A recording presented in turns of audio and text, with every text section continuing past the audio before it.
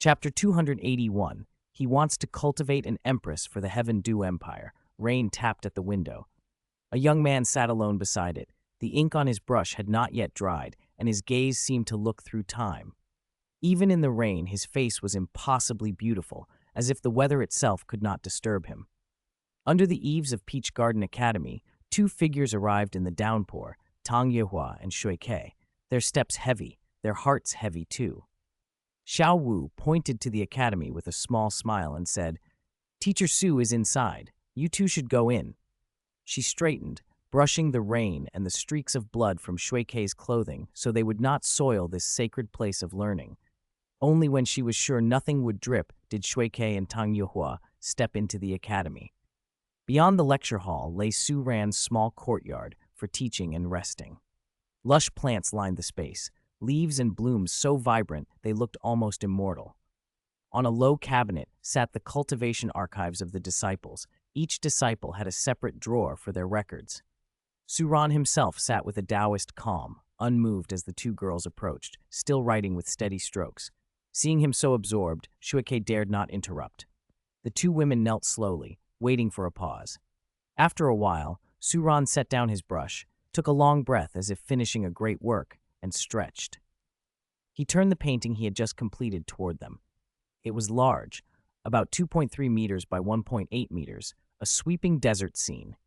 The sand looked so real it seemed to scrape the eyes, yet there was no sun, no heat. Along the edge he had written a title, Painting of the Desert Twin Suns. The name promised twin suns, yet no sun could be seen. It was strange, but Sheikei and Tang Yuhua hardly noticed. They stole glances at the young man who seemed almost otherworldly. Each time they looked at him, their hearts fluttered. Su Ran set the painting on a rack to dry and spoke lightly. "One of you is a delicate imperial princess. The other is the empire's foremost moon master, skilled in every art and beloved by many. Why do you come to Peach Garden Academy to suffer humiliation? Your families will call you traitors." He was not speaking idly. Peach Garden Academy's recent actions had shaken the Heaven Dew Empire and brought ruin on the Clear Sky sect. To the powers and families who had backed Shui Ke and Tang Yuehua, coming here to apologize could easily be branded as treason. Shui Ke's voice trembled, but was steady. "Teacher Su, it's not suffering. It's admitting we were wrong. Peach Garden Academy has been kind to me. When the academy faced disaster, I couldn't help. I'm a woman. I cannot rule Heaven Dew, nor can I control my imperial father. But I want to be my own master. If others call me a traitor, I don't care. I'll think them shallow and not worth my attention. What I care about is what Teacher Su thinks." Tears gathered in Shui Ke's eyes as she looked at Su Ran. She feared that because of the rift between the Empire and Peach Garden Academy, he might also hate her. Tang Yuehua's expression was low. She could not deny the grief over the deaths of Tang Hao, Tang Xiao, and the other Clear Sky sect members, yet learning Tang Hao had been behind the catastrophe in Soto City had drained her strength. After 2 years at Peach Garden Academy, she had come to admire its upright spirit and its foremost teacher. How could she continue to hate them? "It was my second brother's selfishness that dragged the whole sect down," Tang Yuehua said softly. "Those who deserved to die have died. I am only one person. Who would call me a traitor?" "Care," Tang Yuehua added, looking at Shui Ke. "I've never seen her so resolute. Teacher Su, please do not turn your back on her, and please do not hold anything against Yuehua." Su Ran regarded them both for a moment, then sipped the peach blossom tea on the table. "During the disaster in Soto City, you went against orders to rescue refugees. You saw the suffering of ordinary people. That is rare." He looked up. "One thing you said is wrong, however. Even if you are a woman, if you embrace the Tao and serve the people and empire, you can be a hero. You are no less than any man in carrying responsibilities." Those words struck Shui Ke like a thunderclap. She and Tang Yuehua stared at him, stunned. In the empire, such words would be called treasonous. Shui Ke's voice went small. "I wouldn't dare to think that way. I only want to contribute. My students must have that kind of confidence." Su Ran said, "They must not think themselves inferior. Men should not eclipse women, nor should women be made to feel less. That is true learning." Shui Ke froze at the word students. Her heart leapt before she could control it. "Student?" she stammered. Are you saying I'm your student, me? Suran looked at her with a small, meaningful smile. After auditing at Red Maple Academy for 2 years, you still don't recognize your teacher? Shuikei's face brightened with disbelief and joy. I recognize you, Teacher Su. I just didn't think I had a chance. I heard you had already accepted your last disciple.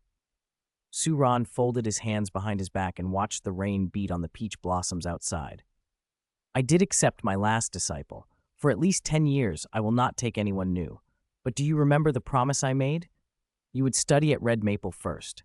If you adapted to the Academy's atmosphere and rules, and I judged you capable, then you would be admitted. He smiled faintly. You saved people during the battle in Soto City. Do you remember a peach blossom falling into your hand then? Shuikei blinked, recalling the moment. Suran continued, That was my recognition. If you came, it meant fate. If you hadn't, there would have been none. You were a student before the arrival of the girl Huo Wu, so it doesn't break the last disciple principle.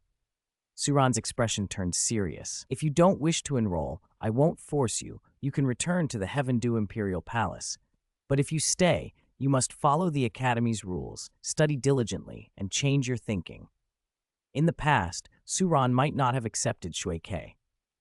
The battle at Soto City had changed him. You cannot live in this world looking only after yourself. Better to do what one can, even if it means guiding an imperial family to accept an enlightened ruler. Suran had made his choice. He would cultivate an empress for the Heaven Dew Empire. I'm staying. I want to stay and study at Taoyuan Academy. I'm a Taoyuan student now, too. The teacher accepted me. This is wonderful. Shuikei wept with joy. The thorns that had pierced her back no longer stung. Her whole manner brightened. She sprang up and, in a burst of excitement, flung herself into the teacher's arms. A few seconds later, she realized her impropriety, stepped back with a flushed face, and clutched at her composure, afraid of provoking his displeasure. Yet from so close, she caught a faint scent of peach blossoms on him and couldn't help taking 2 secret, deep breaths. The fragrance was like the peach blossom air of the Academy, but infused with the subtle magnetism of a handsome man, captivating and disarming. Don't be happy too soon, Suran said calmly. I have acknowledged you as a Taoyuan student, but because you are a Heaven Dew princess, I will be even stricter with you. Shuikei's enthusiasm only grew. That's fine. A strict teacher makes an outstanding student. It means you value me. Suran said nothing further. With a single motion, he removed the thorny branches embedded in their backs, and a gentle healing light mended the wounds. Then he looked at Tang Yuehua. It's a surprise you came, he observed. Since you are here, and you are the best court musician, I am willing to hire you as Taoyuan Academy's music teacher. You will occasionally teach music theory and dance for the students' relaxation, and compose national music for the Peach Garden Republic. The Academy can't offer a lavish salary, 100 gold coins a month, room and board included.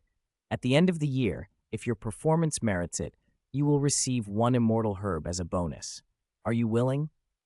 Tang Yuehua was a direct descendant of the Clear Sky sect and had served as a musician for the Tiandou royal family ever since her sect withdrew under pressure from the Spirit Hall. She was skilled in court music, possessed 9 levels of spirit power, was a crippled spirit master, and carried the innate noble ring domain. Her bearing was dignified and graceful. Suran's offer shook her. The Clear Sky sect and Taoyuan Academy were politically at odds. Was he not afraid she might harbor resentment and spy or sabotage the Academy? Seeing the thought cross her face, Suran added lightly, Rest assured, I wouldn't invite you if I didn't trust you. Right and wrong are matters of the heart. If you are unwilling, I will accept it.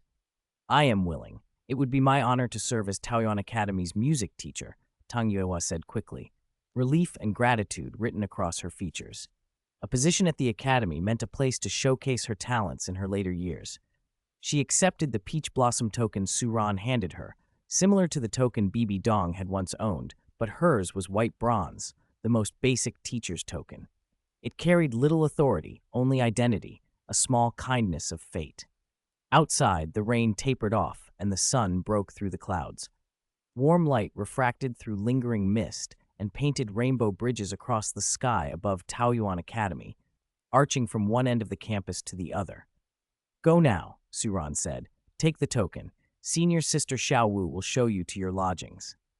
Su Ran's voice betrayed little emotion despite Shu Kei's enrollment and the hiring of Tang Yuhua. In his mind, the system's notifications chimed again. Shui Kei's disciple identity was confirmed, an acceptance of a royal bloodline disciple with the swan martial soul, granting the host a 10% increase in base faith, a 3% increase in the age of all spirit rings and spirit bones, and the domain reign over the world. Recruiting a music teacher had activated the Academy's broadcast room equipment, awoken the host's musical talent, and rewarded a rare, unique skill, Song of the Vast Sea's Roar. By the time Su Ran finished checking those rewards, Shui Kei and Tang Yuehua had already left with senior sister Xiao Wu to arrange their dorms. Shui Kei was delighted. She had previously lodged at a hotel outside the academy and walked a long way to class each day. Having an official room at Taoyuan Academy was both recognition and convenience. Su Ran walked to the brush and ink stand. The desert painting he had been working on was nearly dry. He rolled the scroll with both hands and, with a subtle shift of posture, appeared moments later beneath a red maple grove damp with rain. The crimson leaves looked as if they were aflame. Huo Wu and her brother, Huo Wushuang, had returned from Red Maple Academy and were sparring at the training ground, testing a week's practice of their fist techniques. Dragon Ascension Force surged like rising waves of fire, scattering countless maple leaves. Huo Wushuang had spent the week refining his fist spirit. It fit his body and showed real improvement. The Dragon Ascension Fist was domineering. Legend said that at major achievement, it would stand like a pillar of the world, a dragon ascending into the 9 heavens, shattering the firmament, capable of blasting foes skyward with a single blow. Huo Wushuang's strikes repeatedly sent Huo Wu flying. She retreated, arms stinging from the impacts, annoyance darkening her expression. I wish teacher would push me like this instead of you. Stand back. Watch me beat you, she snapped. Huo Wushuang touched his nose. Wu, if you don't grasp the profound principle behind my Dragon Ascension Fist, you can't beat me. Humph, not necessarily. A fountain's height never exceeds its source. The power of fire fusion cannot exceed the sum of its fire energy. Shadowless fire, fire cloud fist. Huo Wu absorbed fire energy into her fists. Her spirit surged and her stance became fierce. As she struck, spatial ripples erupted. The blows detonated into explosive fire damage. The fire cloud fist hit in continuous violent bursts, like an endless torrent of burning clouds. Huo Wushuang's brows rose in surprise. Wu, you applied fire fusion's principle to your fist technique? Humph, it's not easy to practice true fire fusion at the academy, or I'd condense a fusing Huo Wu illuminates the sun for you to try, she retorted. My fire fission isn't weak either. Huo Wushuang sent out a fire particle that ricocheted wildly among a cluster of flames and, by fortune, found its mark. The force slammed into Huo Wu and launched her more than 100 meters away. She landed unsteadily and stumbled. Warm hands steadied her shoulders. Huo Wu turned, surprised. Teacher, why are you here? Teacher, please. Again, I haven't used my full strength yet. I can definitely beat my brother, she pleaded, cheeks flushing at having performed poorly before him and eager to redeem herself. Huo Wushuang stepped forward and saluted swiftly. Teacher, are you here to inspect our training? Su Ran nodded, unfurled the desert painting in his hand, and hung it from the pavilion at the Red Maple training ground. He said lightly, I came to ask you two to help me paint 2 suns. Wu, if you want to beat your brother, paint your sun bigger and more dazzling than his. If it outshines his, teacher will count that as your victory. Chapter 283. He actually wiped away my kiss. Am I really that bad? Painting the sun? Teacher, we don't even know how to paint. And if you paint the sun on paper, it won't glow. How can it be dazzling? Teacher Su Ran had unrolled a vast scroll of desert. The painting was exquisite, dunes rolling in endless yellow, the scene so vivid it felt real. Huo Wu and Huo Wushuang stared at it in confusion. Not only had Teacher Su brought a painting, he wanted them to add to it and demanded that whatever they did be dazzling. How were they supposed to do that? It can shine, Su Ran said calmly, pointing at the desert. Use the fire fusion and fire fission methods you're learning. Paint with those, and it will naturally leave a dazzling radiance. Huo Wu's eyes, fiery red, betrayed disbelief. Teacher, you're joking, right? I haven't even properly learned fire fusion. Even if I don't use full fire fusion, even if I don't use Huowu illuminates the sun, just letting out a bit of fire energy would burn the paper to ashes, wouldn't it? Suran smiled and said simply, "Try it." "All right." Huowu hesitated, glancing at Teacher Su with a puzzled look, then went to stand in front of the Red Maple Forest Martial Arts Pavilion. Her fire shadow spirit surfaced, and a burning meteor condensed in her palm. She aimed it at the upper right corner of the desert painting. Huowu had expected the meteor to scorch and tear the scroll. If she ruined Teacher Su's painting, she had already imagined how to make amends. She would compensate him herself. She was, after all, Huowu. Her body was warm and spirited, the perfect little spicy girl to warm a bed. As those thoughts blushed her cheeks, the fiery spark left her hand and sank into the painting. Like a stone dropped into a boundless sea, there were no ripples. The scroll remained untouched. The spark seemed to enter the world inside the painting, striking the desert within and leaving a faint glimmer of light. Huowu turned, astonished. "Teacher, what happened? How did the meteor go into the painting?" Huowu Shuang beside her was equally surprised. It was their first time seeing a painting like this. Suran stood quietly, a soft breeze ruffling his robes, looking almost otherworldly. This painting was made with special materials. He explained slowly so the two of them could follow. "I integrated the Tao rhyme of the Great Desert with soul guidance. It forms a small world. The painting's world wall strength is between rank 95 and rank 98. Any force below that rank cannot break it. It will not destroy the painting. Instead, it will leave a sun inside. The stronger the impact, the brighter the sun." He explained the mechanics as if describing a simple experiment. Huowu Shuang's face lit up. "So we can practice fire fission and fire fusion without worrying about damaging the academy? We can throw our fission bombs into the painting, or even enter the painting ourselves to cultivate." "Exactly," Huowu suddenly understood. "And whoever creates the brightest sun has practiced best and become stronger. This desert painting is a treasure Teacher Su prepared for us to cultivate with." Huowu couldn't contain herself. She darted forward and planted a kiss on Suran's cheek. They had spent most of their time at Taoyuan Academy drilling physical techniques. Their progress with fire fusion and fire fission had been slow. They were still learning to refine fire particles and extract the crucial fire-detached neutrons. Doing that safely had always been the hard part. Now, with a place where explosions only left suns, they could finally experiment properly. They had seen a terrifying demonstration of fusion power in Suran's spiritual sea, a force capable of leveling mountains and smashing cities, and both siblings hungered to reach that level. Senior sister Meng Yiran had even shown them the prototype of a nuclear bomb some time ago, telling them that their techniques were derived from such a weapon. That realization had only deepened their desire to master fire fusion and fission. Suran reached up and wiped his cheek, then looked at Huowu with gentle sternness. "Cultivate diligently. Once you can release elementary fire fusion and fire fission, I'll take you to the sea to finish our unfinished business." Before they could ask what he meant, Suran's figure had already faded from sight. Huowu Shuang scratched his head, muttering, "Unfinished business? What could Teacher Su possibly be doing in the sea? Is he going to pacify the sea? Build a sea empire?" "Maybe," Huowu Shuang mused. "Teacher Su is such an idealist." Huowu Shuang took the idea to heart. Huowu, however, was sulking. Huowu Shuang noticed and was puzzled. "What's wrong? Teacher Su prepared the desert painting so we can cultivate. That's great, isn't it? Why the long face? Smile a little." Huowu stamped her foot and glared at the empty space where Su Ran had been. "Smile? I don't want to smile." "You can smile over there yourself then," Huowu snorted and turned to leave. Huowu Shuang stood staring after her.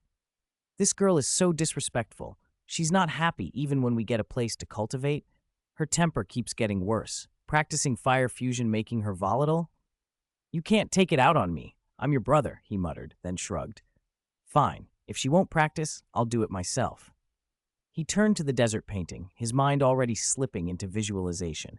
Standing in the quicksand, stripping fire ions, forcing other particles to detonate. Meanwhile, in the red maple forest, maple leaves drifted down in the breeze, carpeting the path in crimson.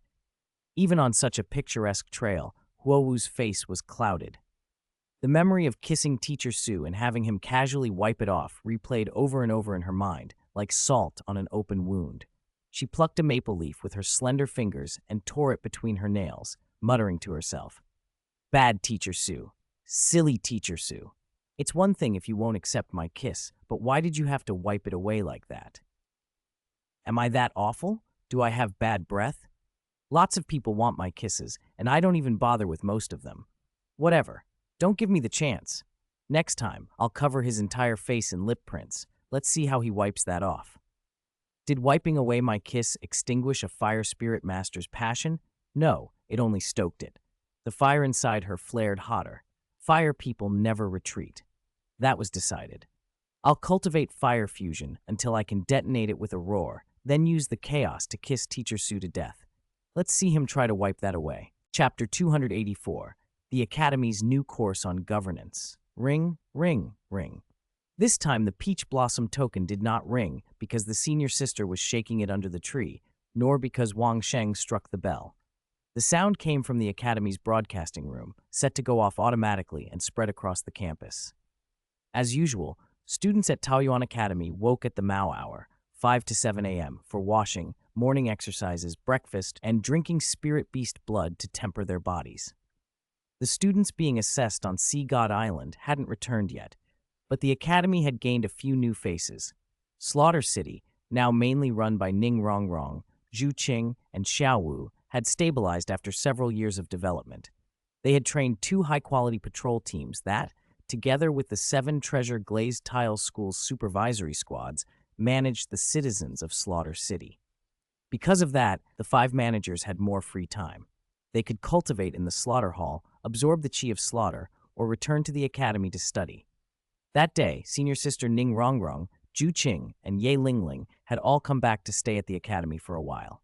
With Yao Zi, Mu Yunju, Mu Yunteng, Zhu Zuyun, Zhu Zuyu, and new students, Shui Ke, Huowu, Huowushuang, and Feng Xiaoqian arriving, Taoyuan Academy felt livelier than before. The sound of morning reading echoed through the halls, filling the place with energy and stirring every student's enthusiasm for the day. The senior sisters insisted that morning reading was not mere recitation, but about grasping principles. Spirit masters were taught to see themselves as the most noble profession on the continent that fostered an attitude of superiority toward the weak. What right, they asked, did an ant have to speak?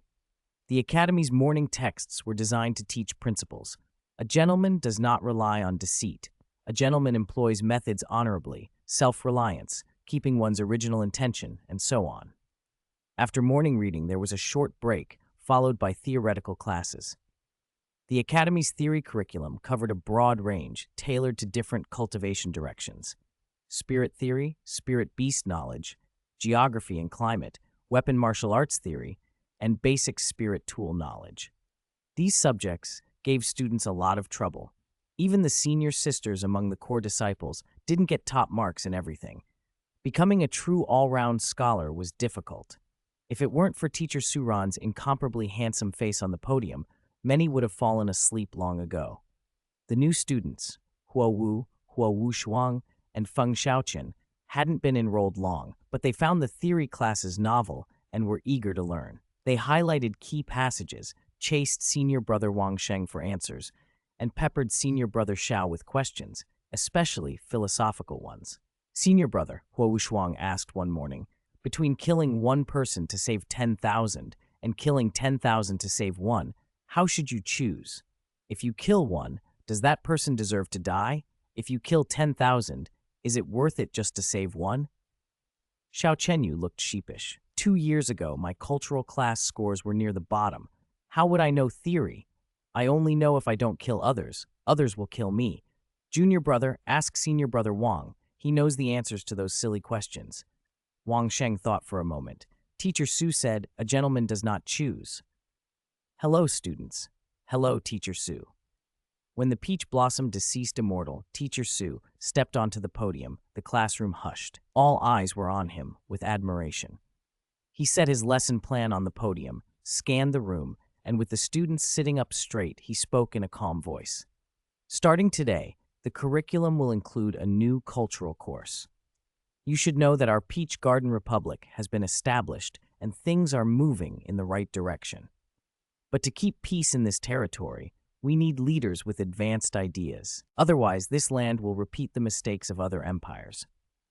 You are students of the Academy and bear an undeniable mission for the territory's future. This new course will be about governing a nation and bringing peace to the world. This course requires exploration and development together. It won't be a one-sided lecture. It's something to discuss and research. Suran had gathered books and knowledge from the system, texts like Giguzi, the 4 books and 5 classics, Sun Tzu's Art of War, and more, to support his lectures on governance. When students heard a new course was being added, the core disciples exchanged wry smiles. Cultural classes were already tough. Now there would be an even harder one. Then Suran's next sentence made everyone sit up with renewed interest. The governance course is not just theoretical. It requires practical application. After study, you will be assigned to the Peach Garden Territory Council to take part in actual management and operations. This will be included in your annual overall exam scores. The 3 students with the best related scores will be allowed to choose a beast from the Beast Taming Garden. The student with the top score may also make a single wish of Teacher Su's within reasonable limits. At that, the classroom erupted in cheers. Teacher Su, is it a beast like your Bishijinjing show? Yes, though the quality may not match the Bishijinjing show. Then can the first place student ask for any wish? Huowu piped up. Teacher Su glanced at her. Student Huowu, don't get ahead of yourself. You probably won't get first place. On that point, Teacher Su is quite confident. What? Teacher Su, how can you be like that? Huowu looked crestfallen. She knew first place would be difficult to win, but a person without dreams was no better than a salted fish.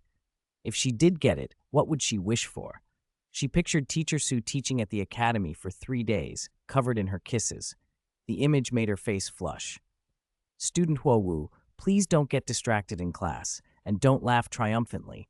That's the most basic respect for the classroom, Ye Lingling, who sat in front of her, reminded gently. Huowu almost drooled, hurriedly composed herself, and mumbled an awkward apology. In addition to the governance course, I am also introducing a new teacher, Suran continued. Tang Yuehua will teach music. He introduced the music course and the addition of teacher Tang Yuehua. Shui Ke also reintroduced herself to her senior brothers and sisters. Shui Ke was interested in both new courses. She had already studied music theory under Tang Yuehua back in the Tiandou royal family, and given the complexities of the empire's politics, she wanted to delve deeper into governance. Suran packed up his textbooks and announced the end of class. Students were free to cultivate, and then he asked Shui Ke to come to the teacher's office alone. Chapter 285, Blood-Colored Swan Kiss and Snow-Colored Celestial Maiden Heart. Teacher, do you have something to tell your disciple? When Shui Ke entered the academy courtyard, she bowed respectfully to teacher Suran, peeking at him cautiously. Suran was flipping through a book on governance at the table. He looked up without much expression. By my count, you've been at the academy over 2 years now. You were recently made an official disciple. Is there anything you're having trouble with? Shui Ke brightened at his concern. This disciple is doing very well at the academy. My senior sisters have been so kind, and my studies and life are fulfilling. It's much happier than life in the imperial palace. That's good. Suran's tone remained even. The academy treats everyone impartially. If any disciple targets you because of resentment toward the Tiandou royal family, ask Rongrong or Lingling to stand up for you. If I'm here, you can come to me as well. Shui Ke shook her head. No, there may be a few ignorant people in the Soto City jurisdiction who are extreme, but my senior sisters and brothers are reasonable and don't hold such prejudices. She hesitated, then added, my imperial father, as the Heaven Dew Emperor, agreed with Starluo's decision that harmed the people. I can understand why everyone hates the Tiandou royal family. Her expression clouded as she spoke. It's good that you understand, Suran said, but changing that depends on how the Heaven Dew Empire behaves in the future. Yes, But it's such a pity my imperial father and fourth brother each have their own positions. I can't persuade them on political matters. Royal women aren't allowed to participate in politics. Suran smiled faintly. Many restrictions are only constraints on the weak. One day, if you can reach the peak of a titled Douluo, it won't just be feasible for a royal woman to participate in politics. She might even inherit the throne. Shuke froze. Inherit the throne? Teacher? Could I? Really? Those two words struck the young woman like thunder. In their world, emperors had always been men. No woman had inherited the succession in 1,000 years. Only in ancient annals did Shuke recall mention of a Rakshasa empress from tens of thousands of years ago. Suran didn't answer the amazement. He asked instead coolly, "Release your spirit for me." "Oh, yes." White feathered radiance swirled as Shuike released her spirit. Behind her, a pure white swan manifested, two yellow spirit rings blinking faintly. It was the Heaven Do royal family's swan's spirit. "Teacher, our swan spirit is naturally weaker. It mainly heals and offers morale support, no real offense. I'm only at spirit power level 26. She sounded embarrassed. Among the Academy disciples, she was one of the weakest. Suran shook his head slightly. "Not necessarily. I have two immortal herbs here. One is called blood-colored swan kiss. It can evolve a swan spirit to carry poison, making it a weapon of death. The other is snow-colored celestial maiden heart. It pushes the swan spirit toward light and divinity. How far a spirit can evolve depends on opportunity." He swept his hand and produced two immortal herbs from his spirit tool, placing one to her left and one to her right. Shuike blinked. Are they really for me? May I choose? Only a few days ago, she'd learned that academy admissions typically included rewards: one cultivation technique, one fist technique, and one immortal herb. Her seniors had already received theirs: powerful herbs like Flower of World Burning, Cinder Tang, and Flower of World Burning, Green Lotus. She'd never expected to get an immortal herb herself. From her studies, she'd learned how precious such herbs were, sometimes worth more than 100,000-year spirit ring, capable of transforming even a waste spirit master into someone with real potential. "Of course," Suran reassured her with a look. Shuike's heart raced. The swan spirit could evolve? Which direction would it take? She pointed without hesitation to the herb in Suran's left hand. "Teacher, I choose the snow-colored celestial maiden heart." "I could have chosen the blood-colored swan kiss," she added, "and like senior sister Yan, my spirit would be poisonous and terrifying on the battlefield. But I want the swan spirit to bring a bit of hope to the royal family and to the people of the Heaven Do Empire, some light, not slaughter."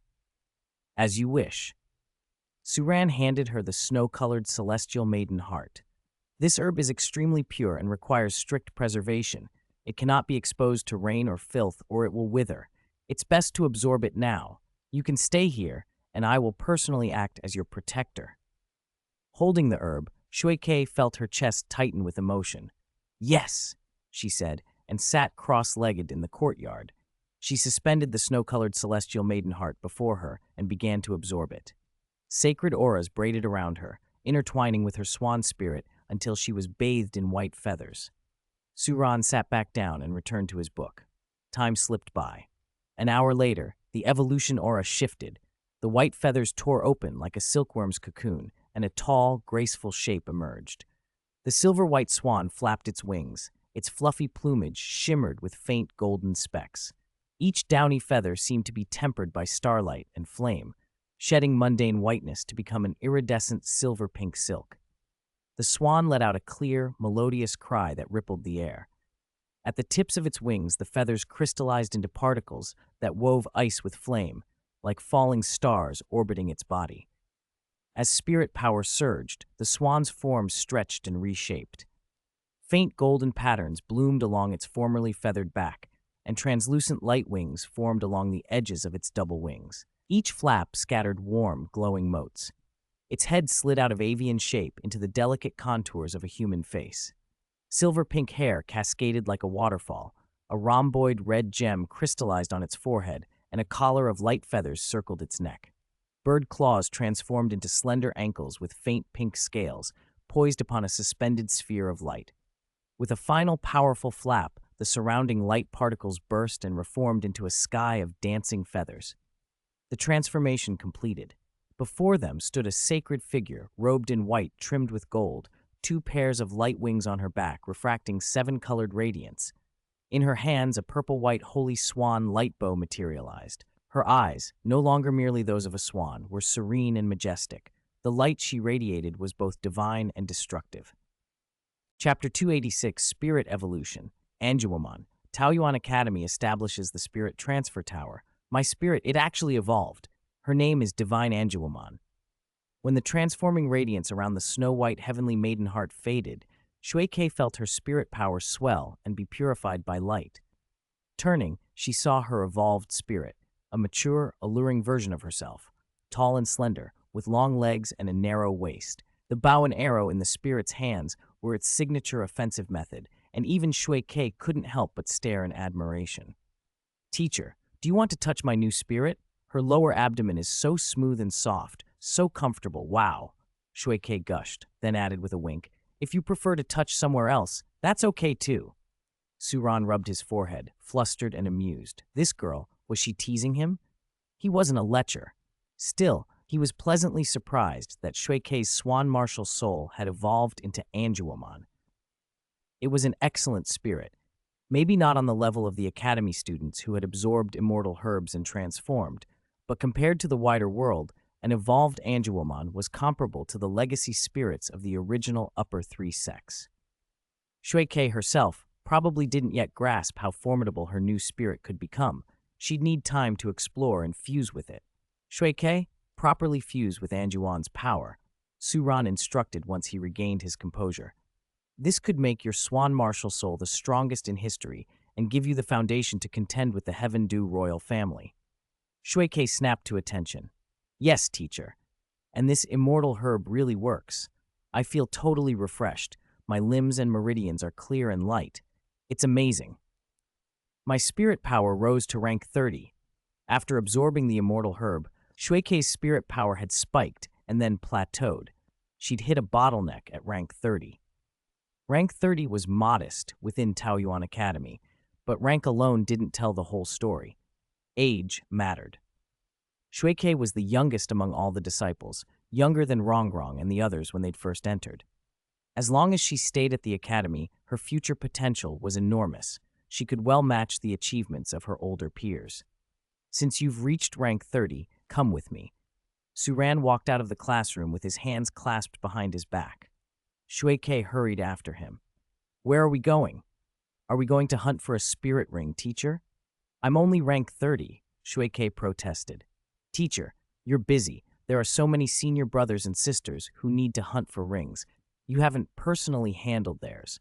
I'll just ask 2 senior sisters or the guard team to escort me to hunt my 3rd spirit ring. Shuike didn't want to be a bother. Everyone knew teacher had many responsibilities, but she cared more about him than about showing off. Suran smiled faintly. It's fine. Teacher can spare the time. And because you're only rank 30, I can have you obtain a spirit ring right here at the academy. Here at the academy? Shuike's eyes widened. She guessed that Suran might be taking her to the beast-taming garden on the nearby mountains. Oh, I see. You've raised a number of spirit beasts there. Are you going to let me choose one? No. The beasts in the garden are our students' companions and the academy's guardians. They can't be hunted. Some are intelligent, some aren't, but they're meant to protect you if the academy faces danger. So how will I get a spirit ring? Shuike asked, puzzled. Suran stopped beneath a blooming peach tree and pointed to a silver tower a short distance away, rising among the blossoms. Many students had noticed the tower during construction ever since senior sister Xiaowu's mother recovered, but few knew its purpose. Shuike squinted. That tower can directly bestow a spirit ring based on your physique, Suran said. Bestow a spirit ring? No hunting. Shuike froze. Suran didn't elaborate. He simply smiled like a spring breeze and started walking again. The afternoon cultivation period was underway after the concert break. Teacher Tang Yuhua's ethereal music still drifted through the peach grove. Ning Rongrong, Zhu Zhuqing, Huo Wu, and the other girls spotted Shuike following Suran toward the unfamiliar tower and fell into step, curious. Junior sister Shuike, where are you and teacher headed? I just broke through to rank 30. Teacher said he'd take me to that tower to get a spirit ring. I don't really understand it either. A tower that gives out spirit rings? How does that work? Teacher, you have a shiny new tower. Why don't you let us use it too? Some of us are rank 70, some nearly rank 80. Why hasn't teacher brought us here? Could it be teacher favors newcomers and is doting on Shui Ke, abandoning us old senior sisters? I'm still a young maiden, a bud yet to open. The older girls teased and followed, unafraid to joke with Su Ran. He tapped each of their heads affectionately and spoke in a mock-serious tone. You girls think spirit rings are easy to get? Each of you needs a spirit ring lineage of over 100,000 years. Do you really think your teacher is a true god? He explained the tower's purpose. This is the Spirit Transfer Tower. It stores dying spirit beasts and lingering souls, nurtures and hatches them, regenerates them, and helps them grow into soul spirits that can contract with spirit masters. In this way, spirit masters can absorb them to gain their abilities. He added a caveat. Because spirit beast resources are scarce, right now it only supports soul spirit rings up to 30,000 years. It's probably difficult for many of you to use it. But Shui, come on in and get your third spirit ring. Su Ran led them to the base of the tower, opened the gate, and gestured them inside. The tower's interior was dreamlike, like walking into a sea of stars. Soul spirits hummed faintly. One had to tune in carefully to sense them and form a connection. To let spirit masters receive rings without hunting beasts, and to improve their combat capability, successfully obtaining a ring requires passing a combat simulation against the soul spirit, Su Ran explained. This is the first time the Spirit Transfer Tower is being used. As your teacher, I'll make an exception and personally select a spirit for you. Chapter 287. You know, I've always wanted to be teacher's wife. Teacher Su stood against the starlit sky, his robes rippling as he casually reached into the void realm. A sphere of light drifted toward him and leapt into Su Ran's palm. With Su Ran's arrival, every soul spirit contained in the Spirit Transfer Tower hummed to life. The soul spirit Su Ran summoned materialized as a light eagle, about 1,800 years old. It unfolded its wings from the orb of light and settled its keen talons on Su Ran's wrist. Shui Ke's current physical condition still lagged behind the Academy's top disciples, but during her time auditing classes, she had taken body-tempering medicinal baths, drunk beast milk provided by the Academy, and absorbed immortal herbs. Absorbing a spirit ring several hundred years older for her third ring was well within her capabilities. Both the Light Eagle and Shui Ke's Swan Spirit shared the light attribute. The eagle was sharper, more dominant, likely to grant an attack or flight-type spirit ability that fully exploited sacred light. What do you think? Su Ran asked Shui Ke. Shui Ke's eyes were bright with curiosity. She didn't fully understand how a spirit beast that looked like an energy construct could grant a spirit ring in the same way as a hunted beast. She nodded. What teacher chooses must be right. I'll take it. But, teacher, how do I absorb it? Normally, a spirit master obtains a spirit ring by killing a spirit beast. The ring bursts out and can be absorbed within a short window. But this light eagle was an energy body. Could killing it cause a ring to appear? Release your spirit. Reach out to it, Su Ran instructed. Let it sense you. Let it feel your sincerity. Once it recognizes you, it will fuse with your spirit and transform into a spirit ring. This is a soul spirit, he explained. It's a method that substitutes for hunting spirit beasts. Under his guidance, Shui Ke connected with the light eagle. The absorption was astonishingly fast, far quicker than taking a ring from a hunted beast. In moments, she emerged from the trance. 3 spirit rings, 2 yellow and 1 purple, glowed at her feet. Her third spirit ability, just as Su Ran had predicted, was called Sacred Arrow. It granted flight and hovering, as well as significant offensive power, no longer limited to the purely supportive roles her swan had provided. Ning Rongrong and Zhu Zhuqing stared in amazement at Shui Ke's transformed swan and at the miraculous absorption method. They peppered Teacher Su with questions. Teacher, how does the Spirit Transfer Tower work? Ning Rongrong asked. Why can this soul spirit replace actual spirit beasts? How are soul spirits born? What's their growth cycle? Su Ran answered each question patiently. There are two kinds of soul spirits in the Spirit Transfer Tower: natural soul spirits and artificial soul spirits. Natural soul spirits are made by taking old, dying spirit beasts whose lives are ending, extracting their energy and soul into a spirit transfer orb, and crafting them into soul spirits. That gives them a new existence and allows them to benefit spirit masters. Artificial soul spirits are synthesized. A spirit ring's essence is the convergence of a spirit beast's bloodline and its energy, forming a specific skill sequence. If we store the origin of a bloodline and fuse it with sufficient energy, after cultivation, it can become a soul spirit. Whether natural or artificial, they possess spirit ring sequences and can grant spirit rings to spirit masters. The emergence of soul spirits means spirit masters won't have to kill beasts indiscriminately for rings. It opens the way for coexistence and mutual benefit between spirit masters and spirit beasts, which aligns with the Academy's philosophy. At present, the Academy's stock of soul spirits is limited, mostly from the hunts I took you on, and some extracted from the West Sea. For your annual exams this year and next, I'll assign tasks to collect more soul spirits, so the tower's variety and numbers can grow. Someday, perhaps every spirit master in the Peach Garden Republic can use the Spirit Transfer Tower. Ning Rongrong's eyes lit up. The potential profit and prestige were obvious. If that's true, one day the Spirit Transfer Tower will be one of the most sacred and most profitable institutions on the continent. Yilingling smiled. This is a historic moment, junior sister Shui Ke. You're the first to absorb a soul spirit from the tower. Congratulations. Huowu added her praise, noting that this was unprecedented. Shui Ke's use of the tower marked her as someone who would undoubtedly become a powerful spirit master.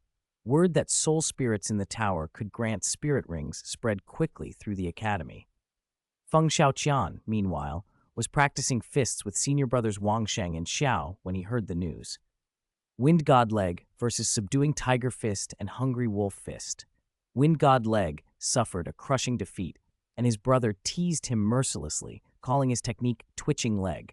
Red-faced and ashamed, Feng clutched the immortal Wind Gang's strange Thundergrass teacher had given him and doubled down on practice. Reactions among the disciples varied. Feng Xiaotan was incredulous. Is this for real? Impossible. Spirit masters can only get rings by hunting spirit beasts. How could Tyr change such a core rule? Wang Sheng was unfazed. Our teacher is just like that. He does big things without warning. I'm used to it. Xiao Chenyu laughed. Why is everyone so surprised? If teacher waved his hand and handed us spirit rings, or raised the age limit to 100,000 years, I wouldn't bat an eye. That's how much faith we have in him. Near the pavilion, Ning Rongrong and Zhu Zhuqing whispered together. Soul spirits are wonderful, Zhu Zhuqing said, but I still miss the Star Doe Great Forest hunts. They were so romantic and full of adventure. Ning Rongrong's tone turned reflective. When will we graduate? Teacher said when we grow up, we can do as we please. I'm already managing the 7 Treasure Glazed Tile School, overseeing Slaughter City and the Peach Garden Republic's affairs. I don't feel like a sapling anymore. Zhu Zhuqing grinned. You know, I've always wanted to be teacher's wife. Ning Rongrong's reply was casual but confident. I know. Becoming a titled Douluo is the first step. Zhu tilted her head. But I might get there sooner. Senior Sister Rongrong, would you mind?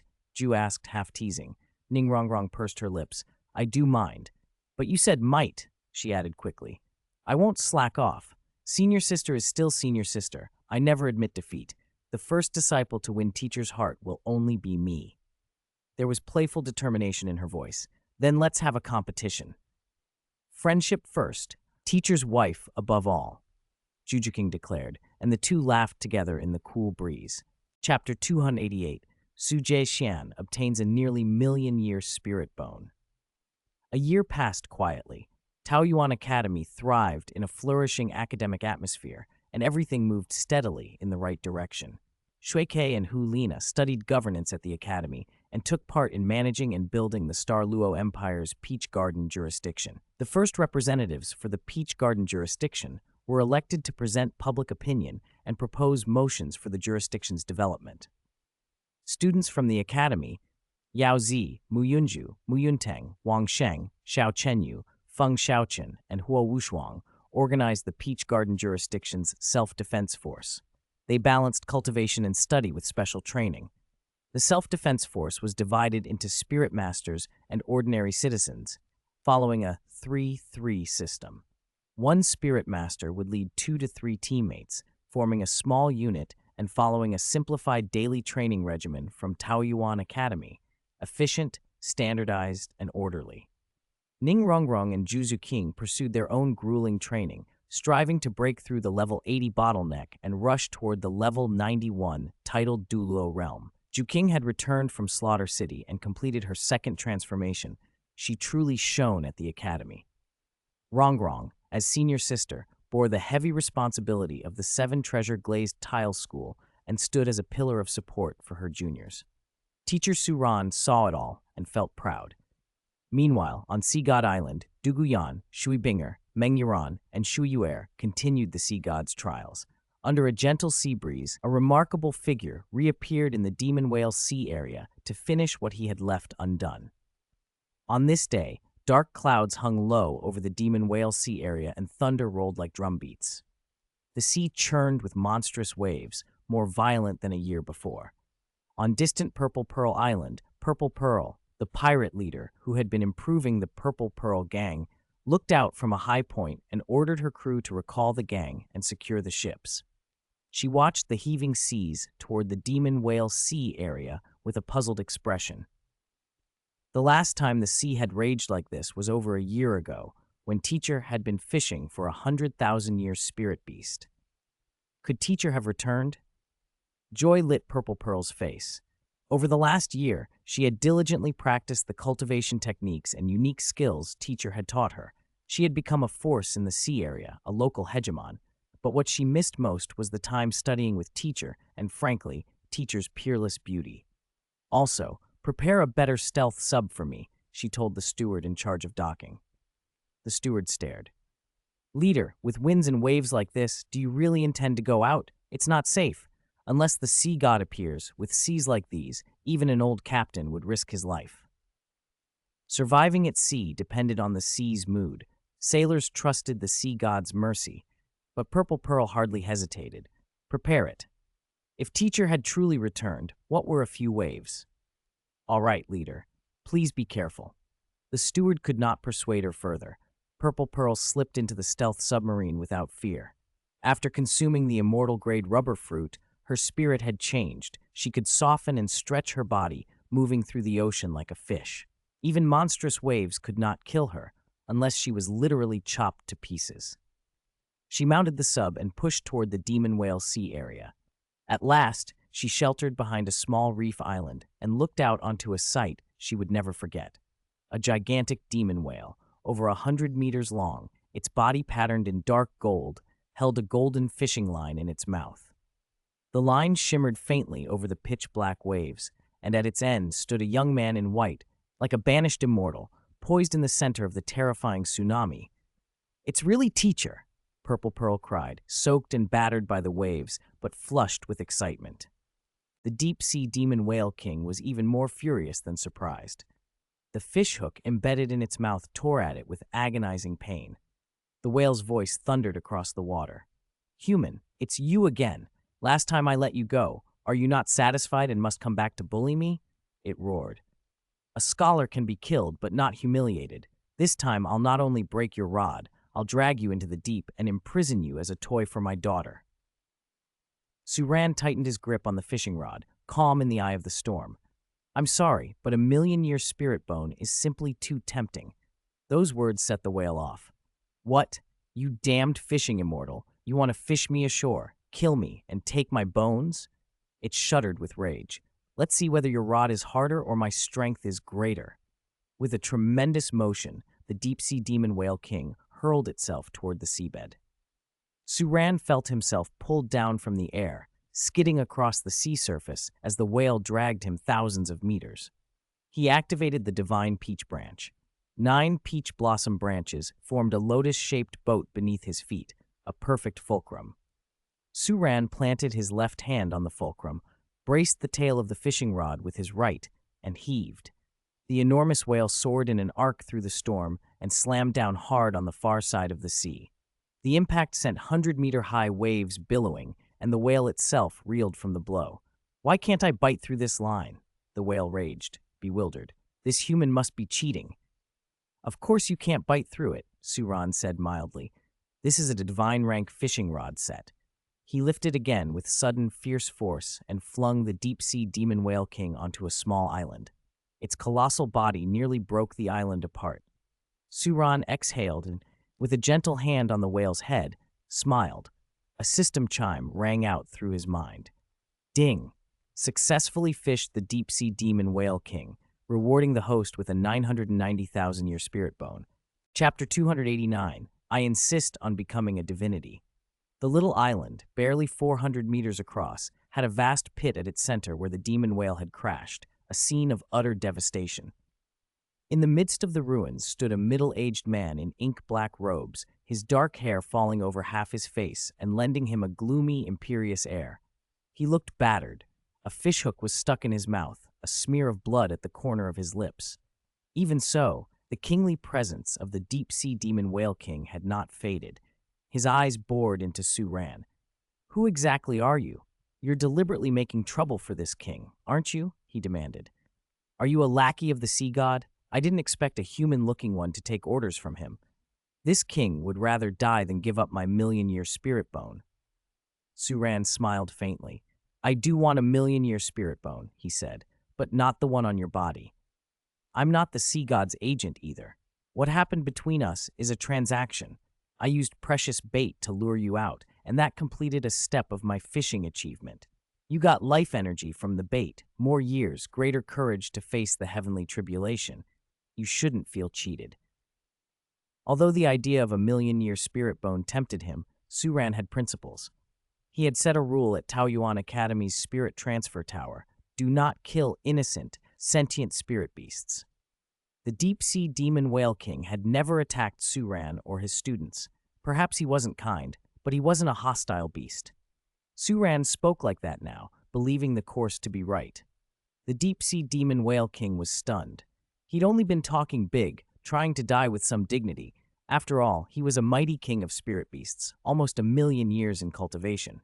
In truth, the strange fishhook and the fishing rod had suppressed most of his power. He had been treated like a fish to be caught. He had almost no strength left, limbs weak, unable to remove the hook. And yet this person said he didn't want the whale's spirit bone at all. The idea inflamed him.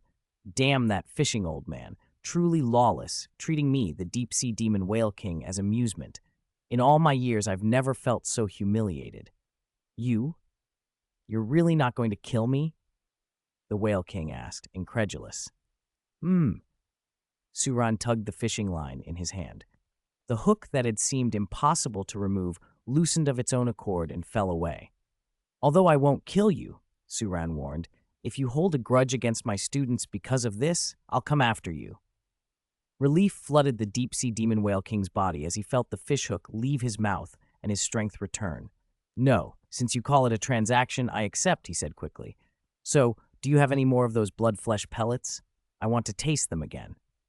He shifted his bulk about, making sure nothing else was wrong, then looked at Suran with eager expectation. The bait had been irresistible. It had increased his vitality and chi by almost 1,000 years and allowed a slight evolution, an uncommon boon. Suran shook his head. "No, that's it. This single drop of 10,000 blood was all I had. I refined it at great expense so it would be absolutely sure to lure you out." He slowly coiled the fishing rod, line, and hook and placed them into a storage box. It was the only divine rank fishing rod in the Douluo Continent, an incredibly precious tool. The whale king's face clouded with regret. "If I could get a few more of those, my chances of breaking through the beast heavenly tribulation set by the divinities would rise to at least 80%. Such a pity." "You were so confident you could catch me because you knew that," Suran said. "I know a little." The whale king leaned in, curiosity overcoming his pride. "Who are you then? If you aren't the sea god's man, how do you know so much about me?" He stepped close enough to study Suran's face. The whale king felt oddly suffocated by how striking the young man was, too handsome even. When this king had been young, he had been the most dazzling whale in the sea, wooing countless deep-sea females. Now, Confronted with a human who knew him, he felt both indignation and a strange camaraderie. "You're famous. The closest spirit beast to a million years. It's hard not to be known," Suran remarked. "Huh? It's no boast. In the whole West Sea, if I say I'm second, who dares claim first? I am a demon whale determined to break the spirit beast shackle and the million-year bottleneck," the Whale King declared. "When this king's name is spoken, all tremble. Even the great white sharks of Sea God Island are nothing. This king could swallow them in one gulp." He basked in the praise. If anyone else had said the same, he might not have cared, but coming from the immortal who had subdued him, it flattered him. "Still," he added, lowering his voice, "you used that drop of 10,000 blood to fish me.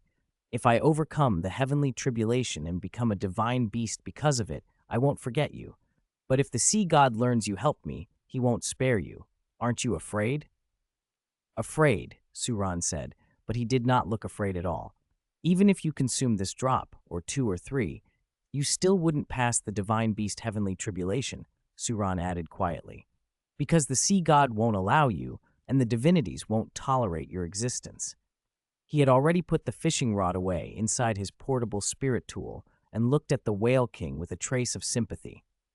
The deep-sea demon Whale King was powerful and had lofty ambitions.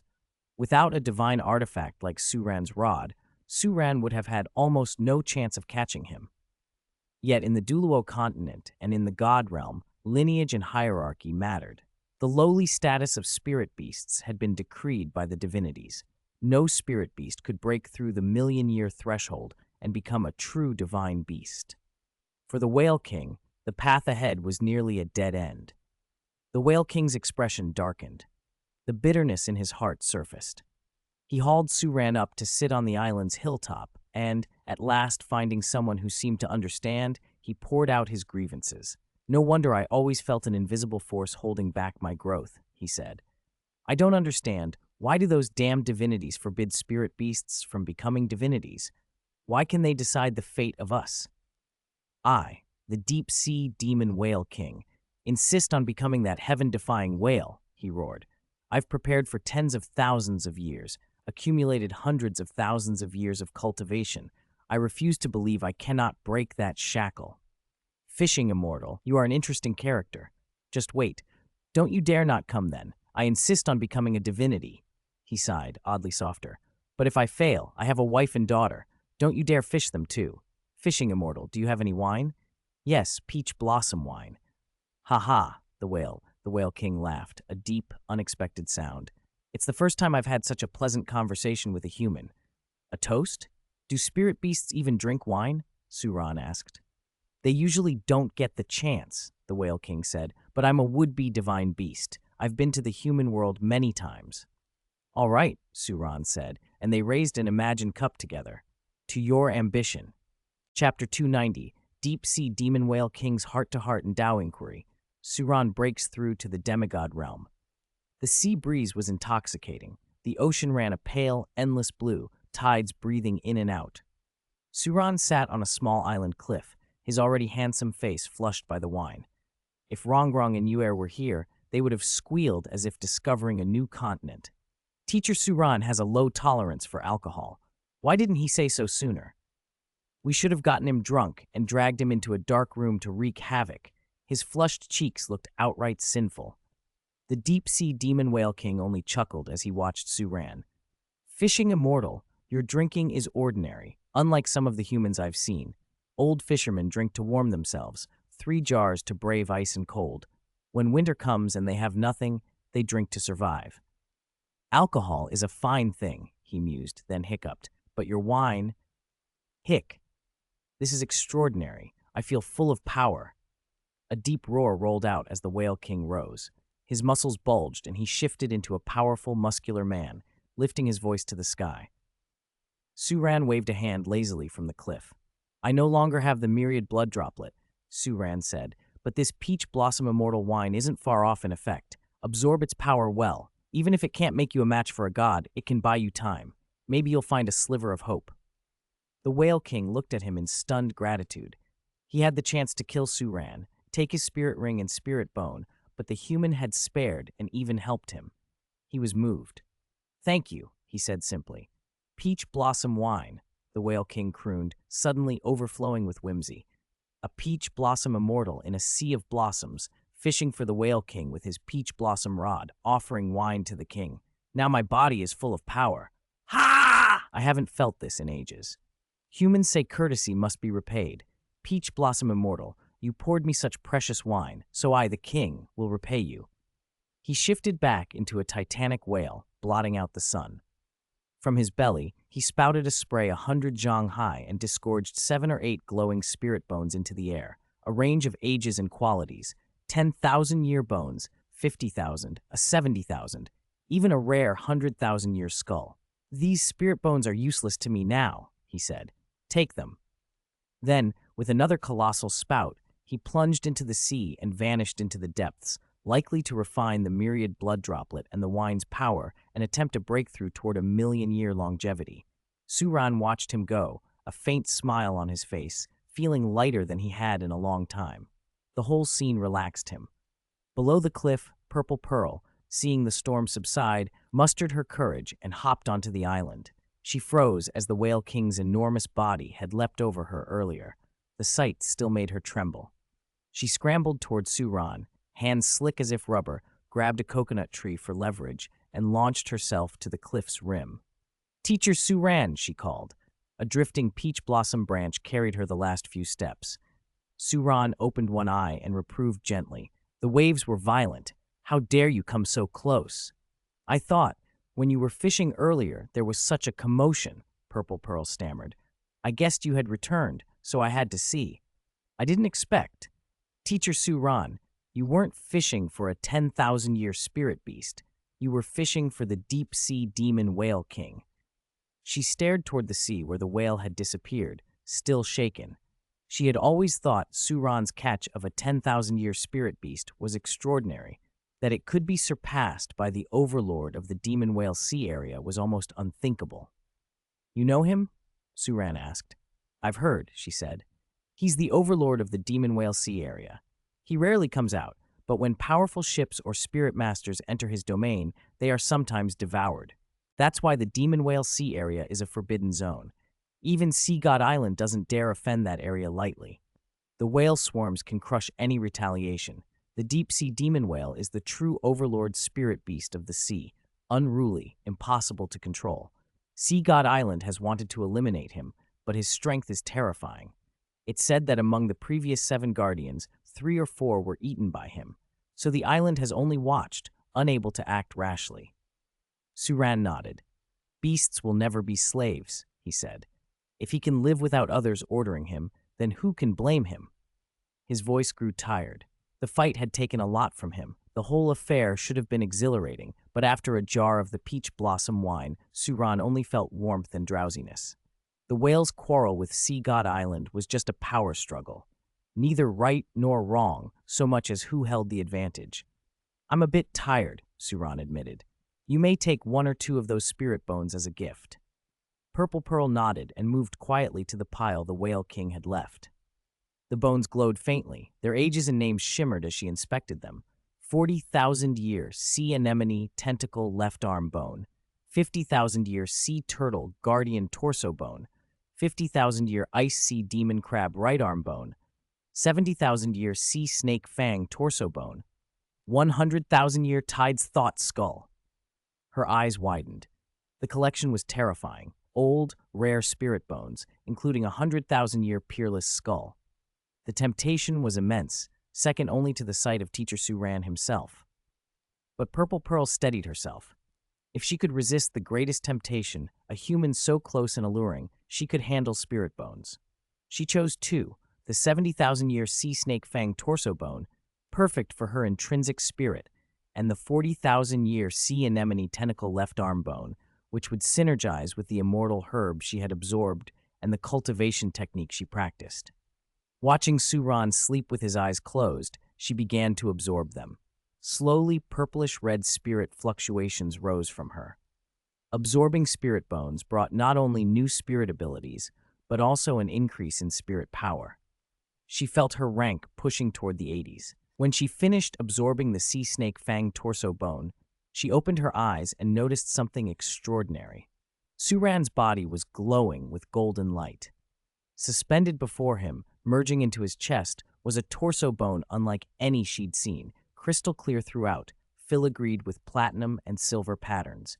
The aura it gave off dwarfed the combined power of all the other spirit bones the Whale King had given. The whole island bloomed with 9-colored auspicious light, making it the bright center of the sea. Purple Pearl had never seen or heard of a spirit bone like this. As that crystal bone merged, immortal mist swirled.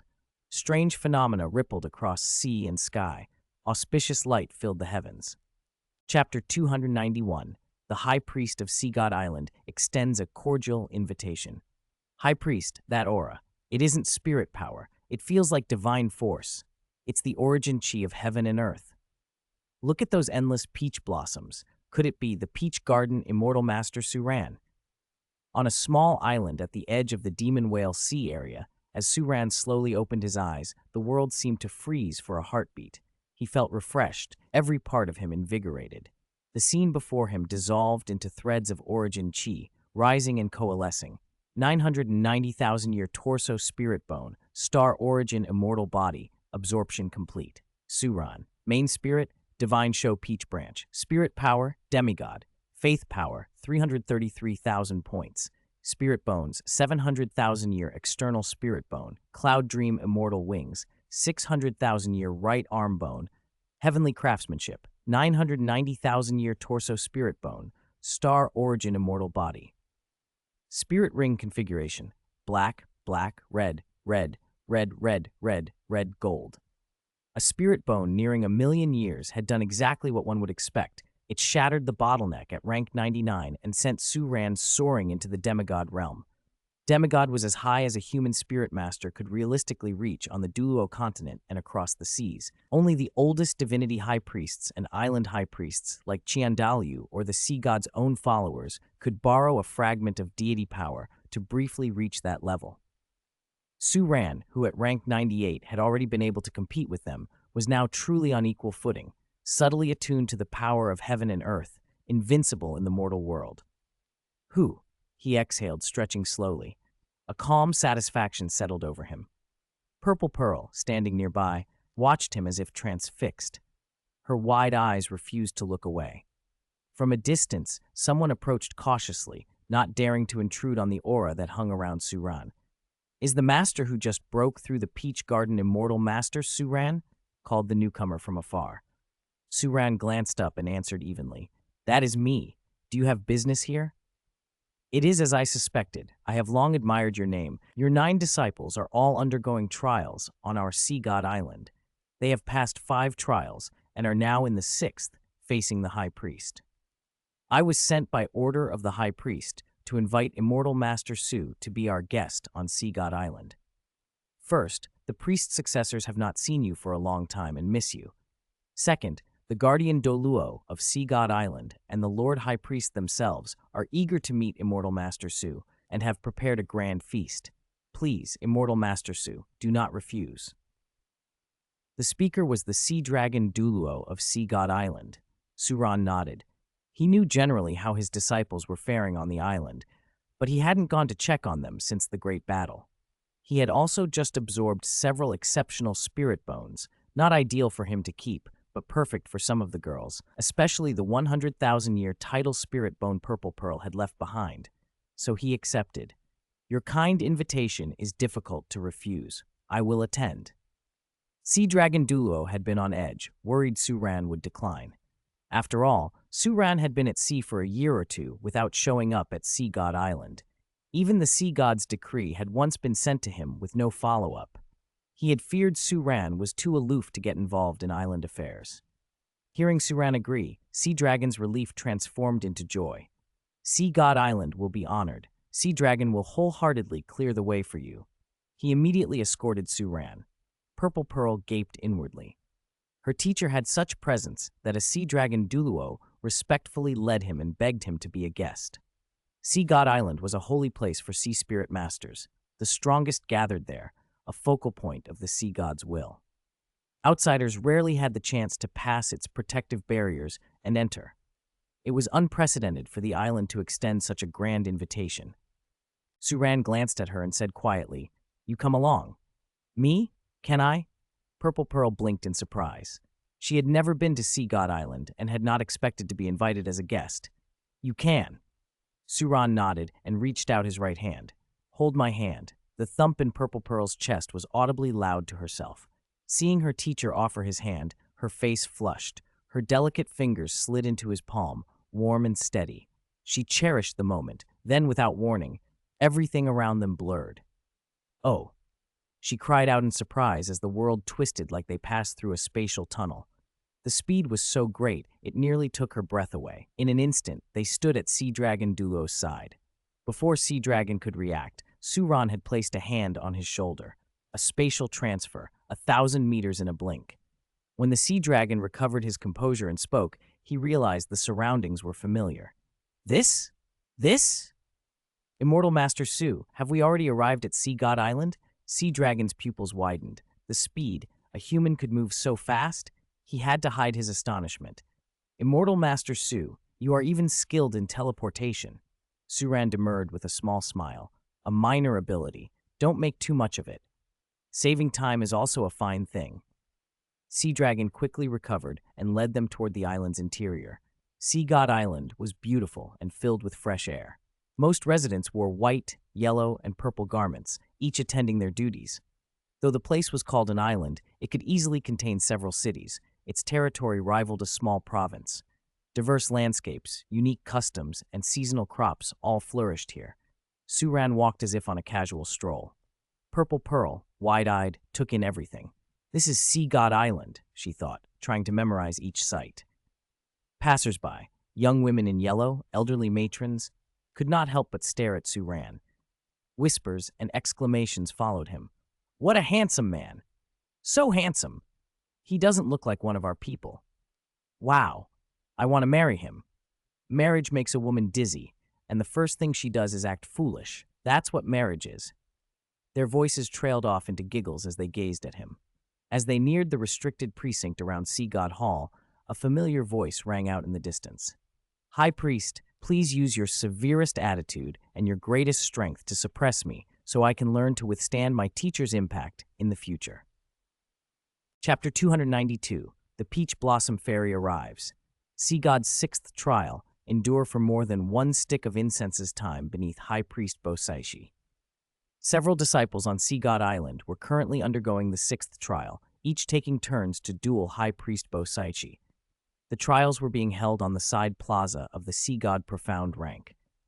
Sea Dragon Douluo led Master Su up toward the Sea God Hall. A reception banquet had been arranged in front of the hall on the high terrace, offering a sweeping view over much of Sea God Island. This was the island's highest honor. "Master Su, these are Sea God emblems. Wearing one allows you to ascend the Sea God Profound Rank and enter the Sea God Hall without being repelled or suppressed by the Sea God's light." As they climbed, Sea Dragon produced 2 trident-engraved emblems and presented them to Master Su. Such emblems were usually bestowed only by the High Priest. Few had ever received them. Master Su smiled faintly and did not refuse. Instead, he slipped the emblems into Purple Pearl's hand. Before she could react, Master Su had already stepped forward and continued up the Sea God Hall stairs. He turned back once, giving Purple Pearl a small smile. "You can let go of my hand now," he said. "With these emblems, you can move freely on Sea God Island," Sea Dragon added. "Oh, sorry, Master Su, I got distracted," Purple Pearl stammered, heart pounding. She finally released his hand and followed him up to the terrace, but couldn't help lifting her palm to her face and inhaling. The scent was unmistakably Master Su's. For a moment, she simply savored it. Then she noticed what she was holding, 2 Sea God emblems. Didn't Master Su need them? "Master Su," she began, unable to hide the question in her voice. "What is it?" he asked, already more than 800 steps up the Sea God Profound Rank, calm and composed as if the climb meant nothing. It was clear he didn't need the emblems at all. And nothing. "I just saw Senior Sisters Binger and Yiran sparring with a noblewoman in red earlier, and it surprised me a bit," Purple Pearl improvised, hurrying to catch up. Sea Dragon laughed. "That was our High Priest. He's currently running the 6th trial assessments for your Academy's students." Master Su, please have a seat, he continued, guiding them onto the terrace. The plaza before the sea god hall was planted with coastal foliage and flanked by trident sculptures. A large table facing the sea was heaped with ocean delicacies: king crab, bluefin tuna, blue lobster, eastern whale grouper, steamed whale gelatin, and a steaming pot of deep-sea heart dragon moon tea. Master Su took the main guest seat with a slight nod. Purple Pearl, glowing with pride at being close to him, took the secondary seat and felt her appetite stir. It wasn't that she'd never eaten these things before, but a table like this, every ingredient the finest and freshest, could probably buy a small island. The deep-sea heart dragon moon tea was especially precious, rumored to bring luck to sea spirit masters, relieve fatigue, and stimulate spirit potential. Brothers and sisters, come out and meet Master Su, Sea Dragon called into the hall. The 6 guardian Douluo inside, who could no longer contain themselves, filed out one by one, all staring at Master Su and exclaiming in surprise, "Your Master Su? Too handsome, truly beloved by all. Even the abalones must smile when they see him." "Master Su, are you married? I have an 18-year-old daughter, beautiful and well-mannered. What do you think?" "I heard Master Su opened an academy on the continent. Our ocean needs a world-famous teacher like you. Why not stay on Sea God Island and open a peach garden here? Seeing you in person is far better than hearing about you. Sea Witch said you were graceful and stunning. I was a little skeptical, but wow! Cough, cough!" Sea Star Douluo started, only to be cut off when Sea Witch quickly covered his mouth, cheeks flushed as she stared at Master Su. "Master Su, please don't misunderstand. Well, seeing you now, you truly are incredibly handsome. Master Su, are you staying tonight? I have mermaids in my room that can stand on their heads and spray water. Want to see?" Sea Witch couldn't help drawing closer, flashing a flirtatious look. Purple Pearl's face went slightly pale. Mermaids that stand on their heads and spray water? She bristled inwardly. She could grind an iron rod into a perfectly round pearl. Humph. Master Su's charm was dangerously effective. Even Sea Witch had designs. Women were terrifying. "Quiet, quiet," Sea Dragon interjected, the head of the 7 great guardian Douluo, scolding the more boisterous guardians. Sea Witch stuck out her tongue at him, threw another longing look at Master Su, and then retreated with a pout, whispering, "We'll flirt privately later. Too many people." Master Su said nothing. "Master Su, please don't take offense. Your disciples' 5th trial involved sparring with us guardians. Some of them gave us a hard time, so we're just curious about the teacher who could produce such students. They've wanted to meet you for a while," Sea Dragon smoothed. "Let me introduce them," he added. "This is Sea Lance Douluo. His attack is among the best of our 7 sacred pillars. His spirit power rank is second only to mine. This is Sea Illusion Douluo, an expert in mental illusion attacks. He commands a very special illusory serpent spirit. Sea Illusion, Master Su is our honored guest. No probing his mind, understand?" Sea Dragon warned reflexively. Master Su only smiled faintly. "No harm done," he said. "Master Su is magnanimous. This is Seahorse Douluo. He guided your disciples through their divine trials." Sea Dragon continued, introducing Sea Ghost and Sea Star Douluo, and finally Sea Witch. Sea Witch is the only female among our 7 guardian pillars, and she's a mermaid. She loves beauty and recognizes a handsome face when she sees one. Master Su is so handsome she might lose her composure. Please don't hold it against her. Sea Lance, Sea Illusion, Sea Horse, Sea Ghost, Sea Star, Sea Witch. This is Master Su of the 9 High Priest successors, the person Lord Sea God himself recognizes. Have you greeted him yet? Sea Dragon prompted. All greetings, Master Su? The 6 bowed. Rumor had it Master Su could even fish up 100,000-year spirit beasts, and that the unruly shark, Xiao Bai, begged him to ride her. His strength, like his looks, was said to be extraordinary. These dishes were specially prepared for you by the island's best sea chefs, under the High Priest's orders, all from the freshest ingredients. Please enjoy, Sea Lance said. The 9 High Priest's successors are being assessed by the High Priest now. From here, you can see the whole trial. The High Priest will come to meet you afterwards. Sea Dragon added, Come to meet you. That sounds almost like a lover's meeting, Master Su murmured, amusement flickering in his voice. Following Sea Dragon's gesture, Master Su looked down toward the plaza below the terrace. Binger, Yanzi, and Yiran, and several other students watched from the sidelines. They had already surpassed the requirements for the sixth trial, some lasting through 2 to 3 sticks of incense. The last student still undergoing the trial was Master Su's most mischievous, most lively pupil, Shui Yuer. Yuer had put everything she knew into the fight, using the subduing waves technique to contest control of the ocean with High Priest Bo Saichi, then unleashing flowing water rock shatter to try and break through his defenses. If not for Bo Saichi's absolute suppression of spirit power, the outcome might have been uncertain. Yuer's resilience had improved dramatically, and with her oceanic advantage skill, she actually managed to endure the full 3 sticks of incense, just like her elder sister Shui Binger and senior sister Du Guyan. Chapter 293, Awakening the Grand Priestess's century-old ripples deep within her heart. I originally thought the arrival of these children was the blessing of Sea God Island, and that a few rare geniuses had appeared, the Grand Priestess said. Later, after learning of Teacher Su's existence, I realized these children weren't born with such talent. It was Teacher Su who taught them well. It's a pleasure to meet you, Suran. My name is Bo Saichi, Grand Priestess of Sea God Island. After they finished their 6th trial, the students received their rewards and their spirit power rose quickly. A few at the top, Shui Binger, Du Guyan, Meng Yuran, and Shui Yuer, had already approached level 80 and were once again blessed with a God-bestowed spirit ring. The age limit on their 8th spirit ring still stood at 100,000 years. Just as Binger and Yanner were breaking through, Bo Saichi had already flown back to the Sea God Hall in a rush. A tall, graceful figure wrapped in a flowing crimson robe landed on the blue and white floor. With a gentle flick of her jade hand, the 7 guardian Douluo tactfully stepped back. Only the sea witch lingered, pushed aside by a sea dragon and a seahorse at her elbows. At the last moment, the sea witch used her merfolk ability, Siren Song Telepathy, and sent a plaintive melody directly into Suran's mind. Suran, wicked people are trying to keep us apart, but true love cannot be denied. I await you in the mermaid's lair. True love is invincible. Even the composed Suran felt the corner of his mouth twitch.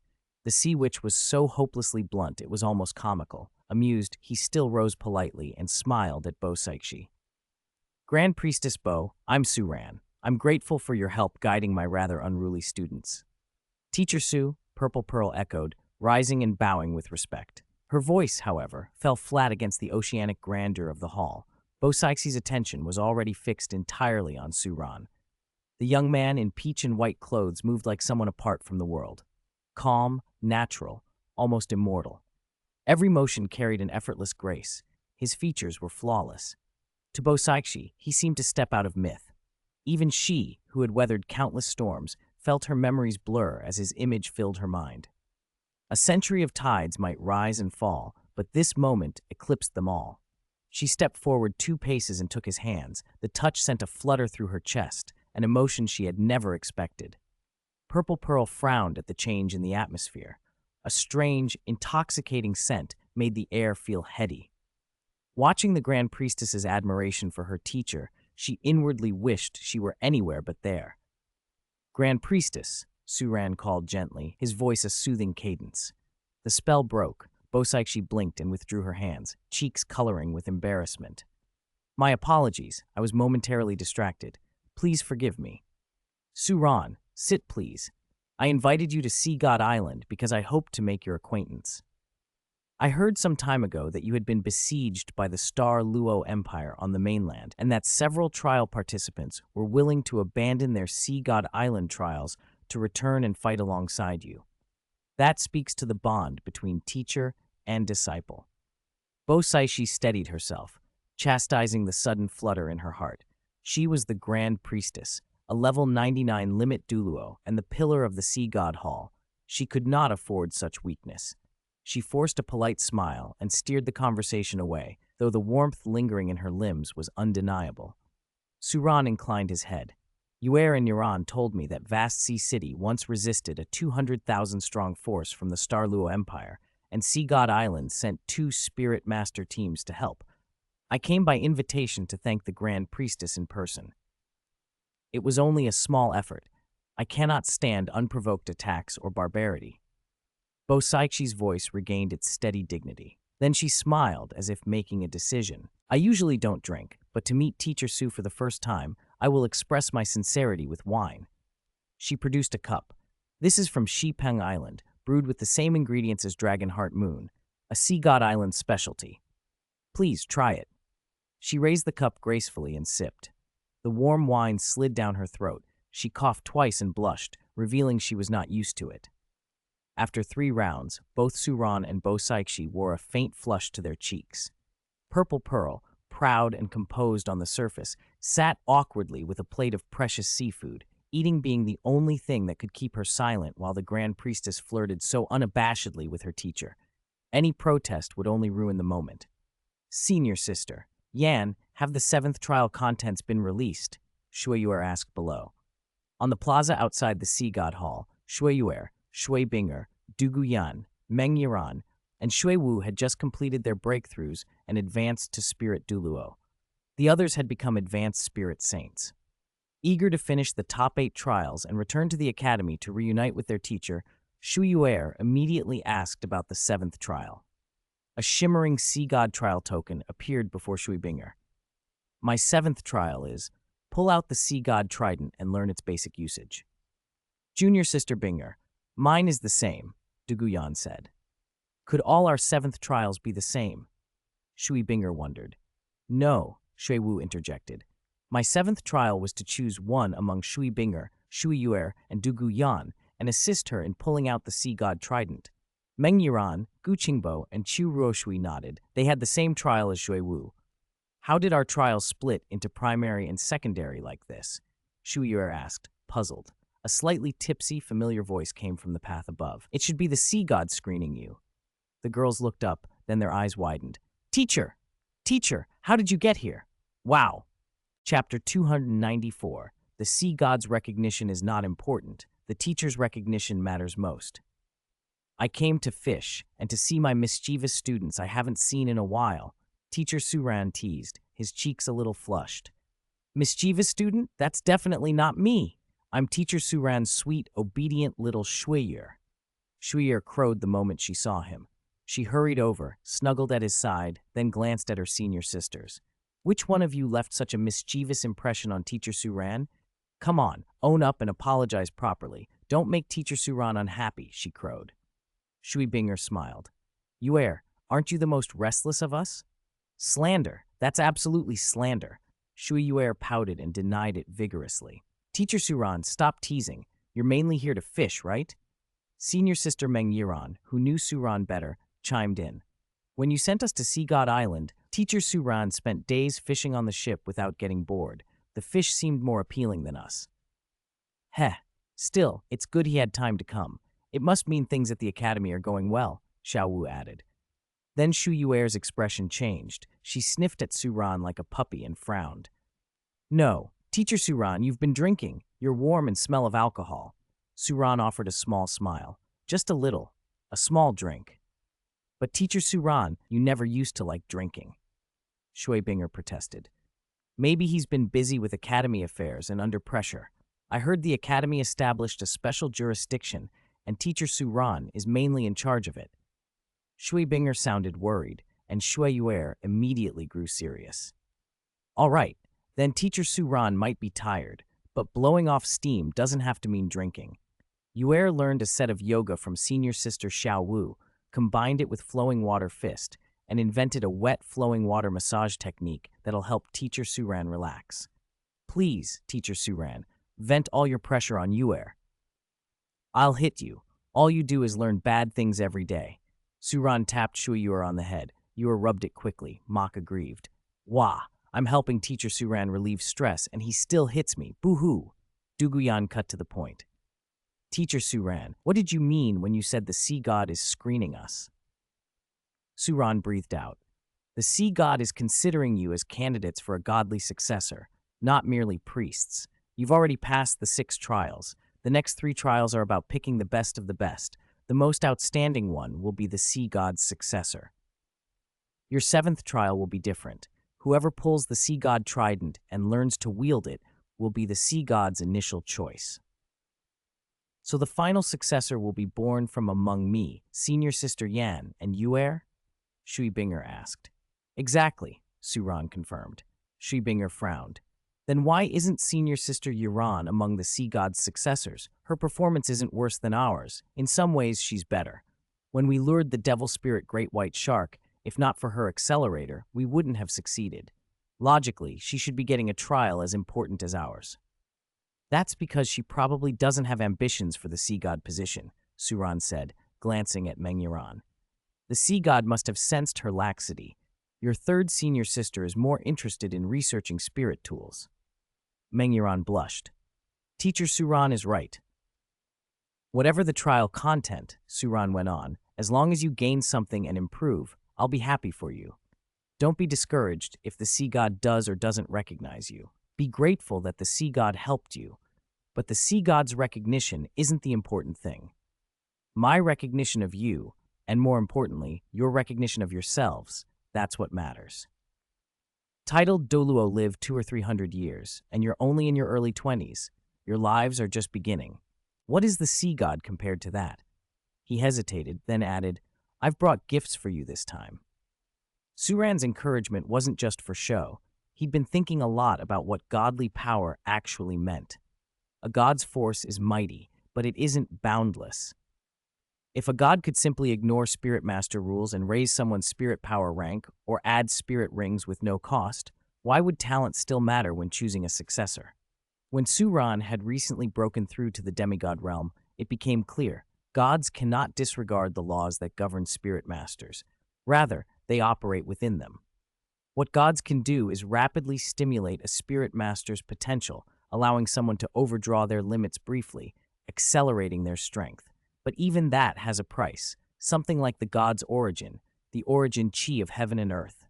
God-bestowed spirit rings can only appear in top-tier trials, and candidates still need strong innate talent to make use of such divine assistance. Gods can help, they do not create miracles out of nothing. With that, Suran produced 9 spirit bones from his spirit tool and placed them before the 9 students. Some of these spirit bones had been given by the deep-sea demon whale king. Others were Suran's personal treasures. All of them were over 50,000 years old. This sea god trident isn't ordinary. It's a super divine artifact. Pulling it out will be difficult. Absorb these spirit bones. Consider them my reward for your great battle in Vast Sea City. They'll bring significant improvement. Faces brightened across the group. The spirit bones might not be the very strongest in absolute terms, but their timing was perfect, and they were gifts from teacher Suran. Suran himself felt a little puzzled and secretly pleased about Yuer. The only 100,000-year spirit bone the deep-sea demon whale king had spat out, the tidal spirit bone, matched her perfectly. If she absorbed it, her overall strength would grow dramatically. Her spirit abilities, flowing water fist, subduing waves technique, and other secret arts would all take a big step forward, enough to reach grand mastery. We understand, the students chorused. Thank you, teacher Suran. With suitable spirit bones in their hands and Suran's evident care, the 9 water element disciples were full of renewed vigor.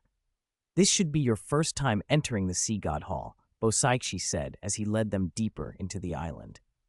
Do you see that pitch-black iron rod? It has stood here since my first visit to Sea God Island. Master Su, do not underestimate it. It's extraordinarily hard, mysterious, and powerful. Even I find it hard to move. It's the shaft of the Sea God Trident. The Sea God Hall was dim and windowless, so no outside light penetrated. The interior felt vast and bare, its ancient simplicity almost austere.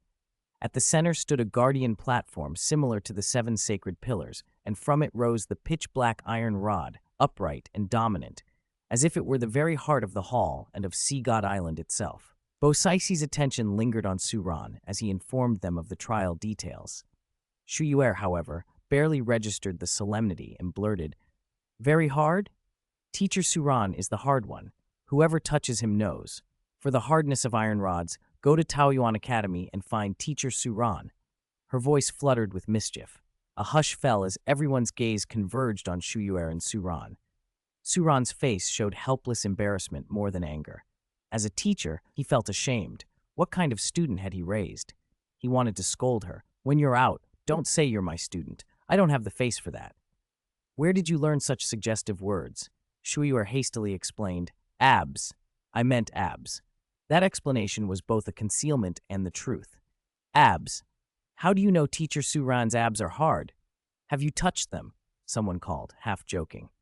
I overheard Senior Sister Rongrong and Senior Sister Xiao Wu whispering. They said they'd seen them, and Senior Sister Xiao Wu even had a nosebleed. Shuiyue admitted, poking at her small hand in mock guilt. Du Guyan laughed in relief, glad the scandal was just Yure's mischief. Senior Sister Rongrong and Senior Sister Xiao Wu did do something like that before. I can confirm it. The hall's hush returned, the pitch-black iron rod unchanged in its silent challenge. The students steadied themselves, each aware that the trials ahead would test more than strength. Chapter 295, Sea God Trident attacks its master. The Grand Priestess sacrifices herself to save him. Immortal Teacher Su, are your abs really that hard? The 9 disciples were already sorting themselves into teams, 3 leaders with 2 assistants each. Ideally, they would form 3 groups of 3 to take turns trying to trident.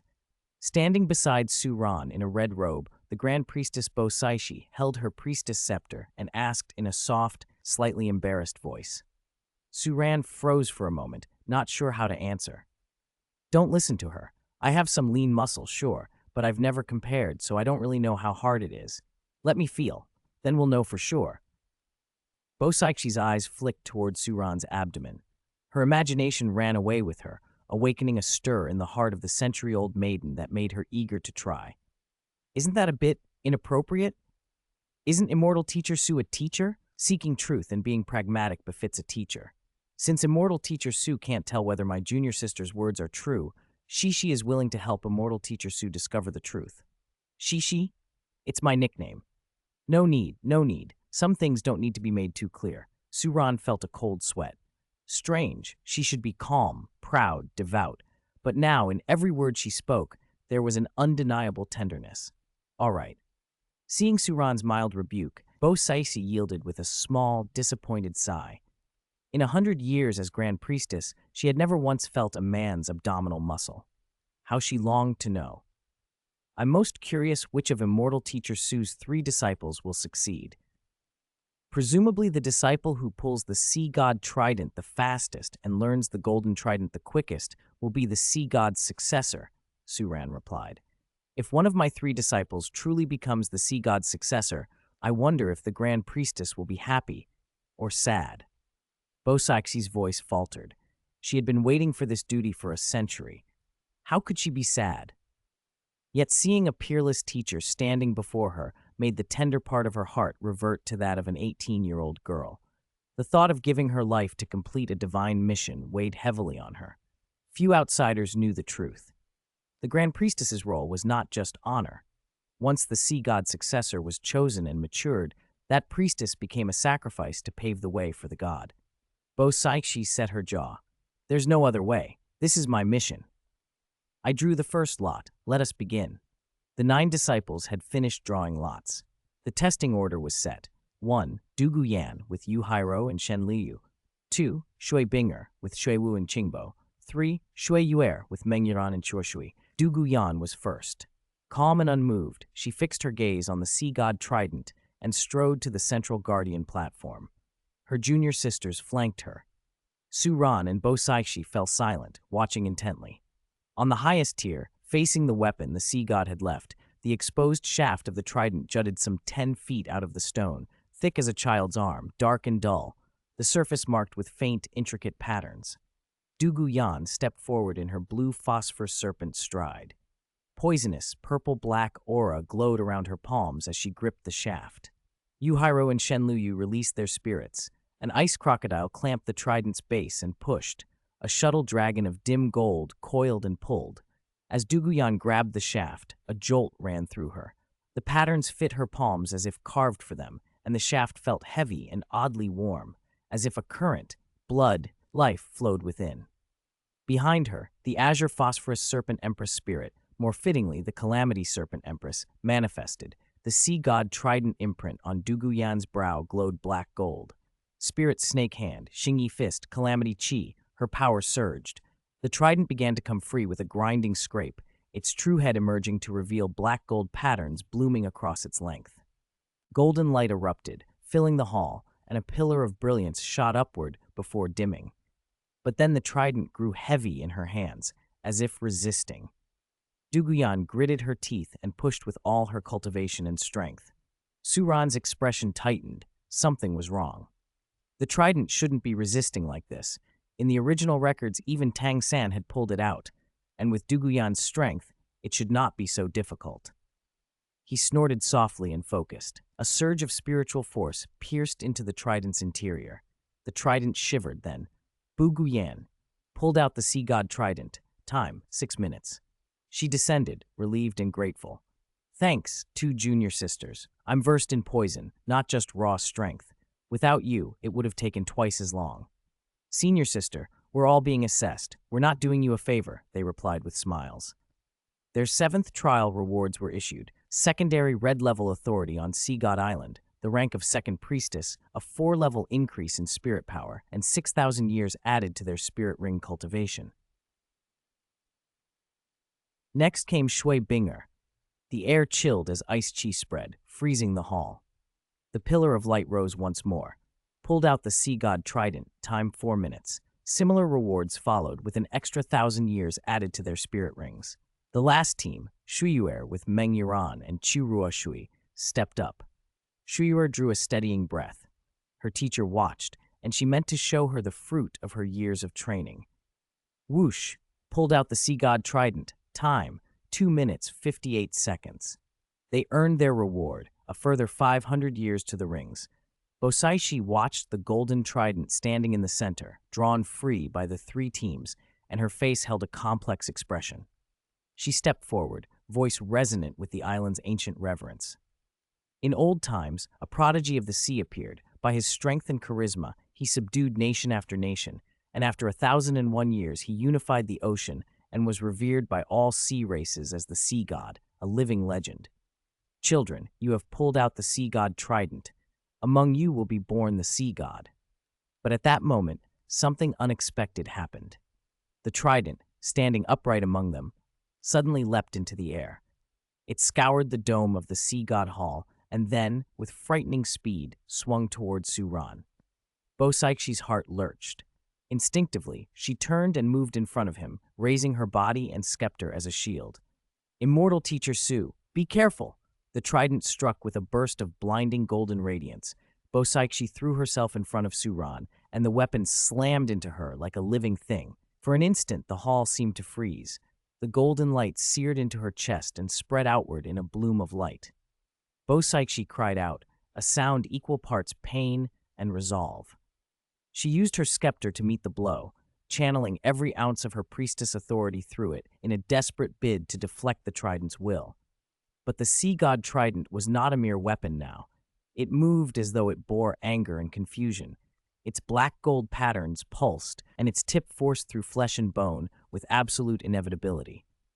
Blood, sea salt crimson, streaked across Bosaichi's robe. She sagged, knees buckling, but she stayed upright long enough to shove Suran behind her with one strong arm. Go, protect them, she gasped, breath trembling. Her eyes met Suran's. Tenderness and duty mingled there. For a heartbeat, she smiled, then her hand slipped from his shoulder. Suran reacted like a struck man. Surprise and horror crashed over him. He had only intended to probe the trident to see why it resisted.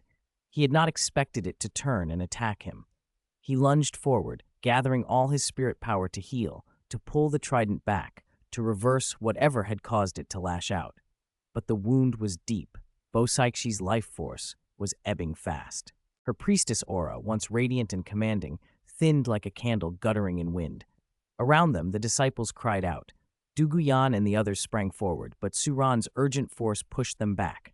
There was no time for rituals or ceremonial hesitation. Bosaichi's cheeks had paled. Her lips trembled as she forced out a few more words. I served the sea, and my duty is done. Don't grieve for me. Take care of them. Live on. Her hand found Suran's sleeve and gripped it weakly. The warmth drained from her fingers. The golden light of the trident dimmed, as if sated or chastened, and it tumbled from her wound to hover above the platform. then slowly drifted to the center and sank back into its stand as if nothing had happened. The hall fell into an eerie silence, broken only by Bosaixi's shallow breaths. Suran dropped to his knees beside her. He applied all the healing techniques he knew, churning spirit power into soothing threads that tried to knit torn flesh and recover shattered vitality. For a few heartbeats, there was a faint response, a flutter of color returning to her lips, but then the light in her eyes went out.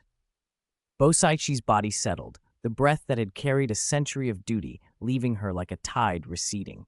Suran held her limp hand and bowed his head, too stunned to speak.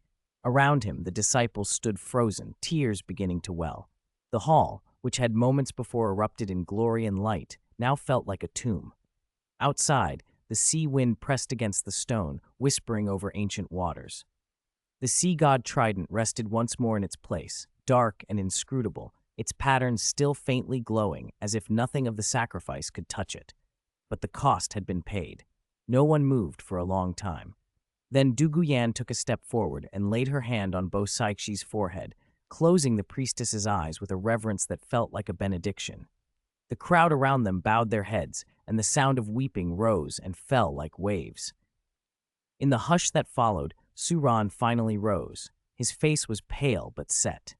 He glanced at the trident wedged in the stone, then down at the woman who had shielded him with her life. A wordless vow hardened within him. He had failed to foresee the danger, yet he would not let her sacrifice be meaningless. The Grand Priestess of Sea God Island lay still, the robe she had worn for 100 years stained with blood. The sea's legend would go on, and a teacher who had probed the trident's will would now carry the weight of another's death on his conscience. Around him, the disciples trembled, grief and resolve battling in their chests. The sea god trident had attacked its master, or its master's proxy, and the island would never be the same. Chapter 296. On the peak of the raging wave forbidden ground on Sea God Island, Bosaichi's sea-blue eyes reflected the peerless figure of immortal Master Su, filled with astonishment.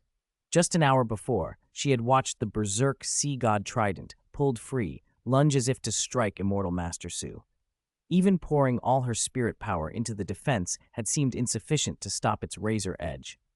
Yet immortal Master Su, the apparent target, had merely pointed his finger, and the rampaging trident obediently halted. The sea god trident, the emblem of the sea god's power and the most revered weapon on Sea God Island, bent to his will. Su lightly tapped the trident and scolded it, and the trident looked almost aggrieved as it returned to the hands of disciples like Shui Binger and Shui Yuer. On the peak, Shui Binger, Shui Yuer, and Du Guyan were practicing with the sea god trident. No one could recall exactly which genius had suggested the raging wave forbidden ground, but all the disciples agreed it was the best place to practice the 13 golden tridents, so they had come together. Immortal Master Su walked slowly ahead, an otherworldly aura about him, the island's natural beauty before him, and the fathomless blue sea behind. He said lightly, "The great priestess seems curious why I was able to control the sea god trident. It's unbelievable." Bosaichi replied, "In my top-tier assessment back then, the requirement was only to reveal the trident's head. The floating gold pattern meant you passed. But immortal Master Su never even touched the sea god trident and yet subdued that divine artifact. Still, since it's immortal Master Su, everything makes sense." Suran smiled faintly. A divine artifact like the sea god trident has a degree of self-will. It is precisely this self-awareness that lets them grow into top-tier weapons. I am not particularly talented, but my immortal spiritual chi happens to resonate with such divine artifacts. The sea god trident sensed me, drew near, and acknowledged me. Bosaixi's eyes lit up. Suddenly she understood. So when Duguyan first stepped onto the platform to pull the trident rejected him because of its resonance with immortal Master Su. Your intervention didn't help Duguyan cheat. You merely disrupted the trident's perception and returned it to normal. Suran smiled. Otherwise? Bosaichi blushed at her earlier suspicion. I thought immortal Master Su wanted to help his disciple get recognition from the trident. If that were the case, Suran teased with a flirt in his tone, would the great priestess not have stopped me? Would that not make you tacitly agree I was helping them? The wind from the sea cooled her. Bosaishi glanced toward the disciples practicing the 13 golden tridents, inhaled, and continued. Immortal Master Su, these disciples have just completed the 6th trial, and the 7th awaits. The 13 golden tridents is a unique skill. Mastering it cannot be rushed. They could use your guidance. Why not stay on Sea God Island for a while? It would be convenient for teaching, and we could also show you our customs, terrain, and environment. All right, it's better to obey than be disrespectful. I'll stay a few days, Suran said, cupping his hands slightly. Lately, there had been many matters, and he welcomed the chance to relax. Guiding the girls on Sea God Island sounded pleasant. He also wished to see what was happening in the Demon Whale Sea area. Bosaishi brightened and hurried. I'll arrange accommodation for Immortal Master Su at once. There's no need, Suran said with a smile. I can rest while crossing the sea, lying on clouds or riding on the wind's ripples. I am not confined to a dwelling, but there is one person I would like to ask the great priestess about. Bosaishi admired him inwardly. This peach blossom immortal master was truly unusual, free and unbound, sleeping while crossing the sea, resting on clouds, breathing with the wind. She nodded promptly. Immortal Master Su, ask freely. I will tell you everything I know. It's no secret. The great priestess should know about the calamity that befell the Star Luo Empire, in which the Clear Sky sect and the Blue Lightning Tyrant Dragon clan were involved. Bosaishi answered plainly, I have not hidden it. I have already annihilated that empire and those 2 sects. There may be remnants, but they're no longer a threat. Even under 1,000 changes, the Peach Garden will not concern itself with them. Suran's expression grew serious. However, there is one person who, while not dangerous to me, I must be concerned about for the sake of my disciples. I must guard against him carefully to prevent further misfortune.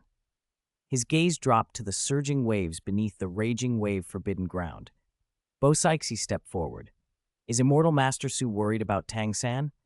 He comes from the Clear Sky sect. His talent isn't bad. He has many ideas. Your concern now seems reasonable. Do you want him killed? Bosaishi asked. This is Sea God Island's territory. The great priestess has treated me with courtesy, and I do not wish to drag the island into a dispute that would result in bloodshed, Suran answered. After a moment's thought, he conceded.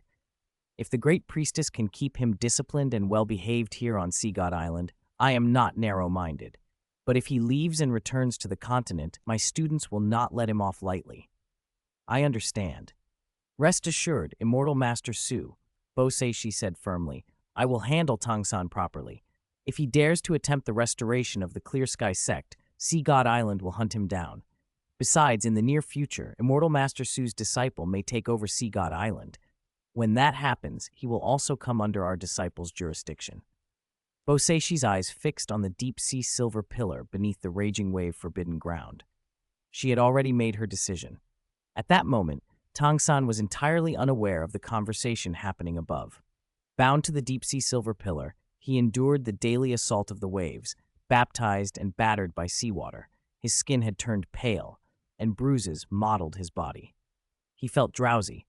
The days were blurring as he neared the deadline for completing the 2nd trial, tidal body refining. He wondered which trials Shui Binger, Shui Yuer, and the others had completed, and how his father and comrades were doing. The tide surged and receded. Another day was about to pass, and numbness had set in. Just when it was time to be unbound for rest, Tang-san perked up.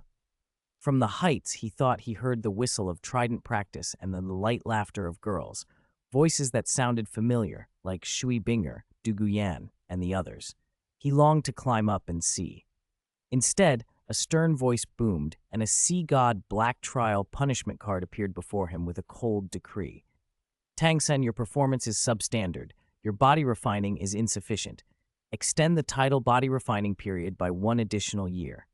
For showing disrespect to your father and causing a great catastrophe that led to widespread suffering among mortals, the son must pay for the father's debt.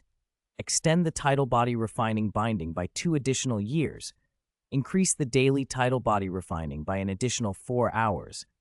Tang-san, lashed beneath the raging wave forbidden ground, stared at the proclamation in stunned silence. What? What did I hear? He was utterly dumbfounded. Chapter 297. Upon hearing the news, Tang San was overwhelmed with anxiety. Before the morning mist had fully lifted, the sun rose over the eastern sea of Sea God Island. First, it painted the horizon a soft orange pink. Then its golden light flowed like water across the sea, outlining the shimmering waves with a warm border. Even the sprays from the waves crashing against the rocks were flecked with tiny gold. Su Ran, wearing simple blue beachwear, woke in his seaside villa and stood on the second-floor balcony, staring out at the ocean as the gentle sea breeze refreshed his soul. Over the past few days, under Bo Saixi's arrangements, the 7 Guardian Douluo had taken turns as guides, showing Su Ran the 7 major cities of Sea God Island. Seahorse City, closer to the island's interior, was the smallest in area but fully equipped. Sea God Island's famous trade city, responsible for connecting the other 6 cities. Sea Dragon City was the largest, charged with training and protecting the island's spirit masters and fielding the most powerful spirit master force on Sea God Island. During his visit, Sea Dragon Douluo had even specially invited Immortal Master Su to give a temporary lecture in which Su taught a set of sea-sky integration combat techniques and navy fists adapted for Sea Spirit Master training, creating a sensation throughout Sea Dragon City. For this, Su Ran was hailed there as a rare, handsome man, seen once in 10,000 years and the most popular instructor. Sea Mirage City focused on collecting and observing marine species and on detecting oceanic anomalies, housing a large number of marine creatures and spirit beast specimens. Fortunately, Su Ran selected several excellent specimens for cultivation of sea soul spirits in the Spirit Transfer Tower. He also gifted Sea Mirage City 3 bottles of Spirit Beast Affinity Liquid, which could help Sea God Island build trust with some powerful spirit beasts. Sea Witch City was the most beautiful place on the island and left a deep impression on Su Ran. The whole city was built of coral, with small boats gliding among the reefs and the heavenly voices of mermaids drifting through the air, making one feel as if stepping into a dream. Most importantly, the Sea Witch herself was genuinely enthusiastic, a fire of passion that nearly consumed Su Ran. Had High Priestess Posey not intervened, the Sea Witch might have led a host of mermaids to swarm Immortal Master Su, seizing every opportunity and smothering him with pearls. Su Ran could only sum it up as like entering a pleasure quarter filled with beauties.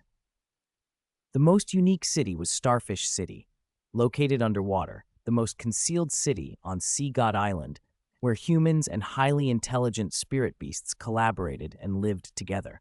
There, a peculiar fish species would guide sea spirit masters to piles of overbred precious sea urchins.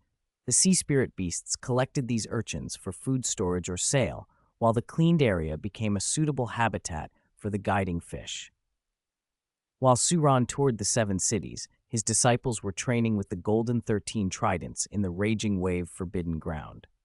Tang San, having just received the Sea God Assessment Punishment Card, felt a lump in his throat and had no one to confide in, so he could only roar at the waves.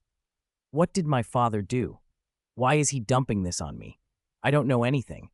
If this keeps up, how can I ever surpass Shui Yuer and the others? When will I get into Peach Garden Academy? No one answered. Even Bo Saishi could not hear him. Bo Saishi was still contemplating how to capture Immortal Master Su's attention. Then Tang San saw someone leap from the cliff of the Raging Wave Forbidden Ground, golden trident in hand, raise the magnificent Sea God Trident, and face the terrifying giant waves without fear. With each strike of the trident, the overwhelming waves were driven back. They moved like gods descending to the mortal world. Tang San's heart skipped. He recognized them, his former opponents from Tianshui Academy, now Su Ran's students. He hadn't seen them for about a year. How had they grown so powerful? Even Shui Yuer, his mind buzzed. Su Ran's teaching ability was terrifying. He could turn trash into monsters. If that had been him teaching, what would he have become? Would his blue-silver emperor have been further strengthened? Would he have become an undying vine? An everlasting grass? Could his clear sky hammer have smashed a hole in the sky? Shui Binger. Shui Binger? Who is calling me? Shui Binger, practicing with the Sea God Trident at the front of the Raging Wave Forbidden Ground, paused, puzzled. Whose voice is that? It's me, I'm Tang San. A weak voice carried over the waves. Since being punished with the Sea God assessment card, Tang San had been confined to the raging wave forbidden ground almost all day, permitted only 4 or 5 hours daily for rest and meals, and those had to be taken within the forbidden ground as well. He hadn't seen the outside world for a long time. It was even worse than imprisonment. He had been tied to the innermost deep-sea silver pillar, most of his body submerged in seawater, only his neck and head floating above the surface. Those focused on trident training, like Shui Binger, stood at the very front. Unless one looked carefully, one would hardly notice a spirit master undergoing the tidal body refining assessment. Seeing Tang San's long hair matted and disheveled, and his face very pale, Shui Binger stood on the waves, holding her sea god trident and looking down at him, concern furrowing her brow. Tang San, why are you still here? Isn't the tidal body refining training only for a year? Haven't you passed yet? It seems Teacher Su was right not to take you. Someone nearby taunted, imitation in their tone. At the commotion, Shui Yuer and Du Guyan quietly drifted over. Upon seeing Tang San's miserable state, they showed no sympathy, only merciless ridicule. They laughed. "Ha ha! Tang San, why are you still here? Isn't this the second assessment? You still haven't passed." "Ha! No wonder Teacher Su didn't take you as a disciple. You're pathetic. You deserve this." The words struck Tang San like a knife. He felt pain in his chest, as if his heart had been squeezed. He managed to choke out a bitter question. "Which assessment are you on?" "We've all completed the 6th assessment." Tang San gagged and swallowed seawater. He immediately regretted asking. They had already finished 6 levels. While he was stuck here, unable to progress, it meant he had no way to catch up with them. "Congratulations," he could only force out. "You have a good teacher, Su.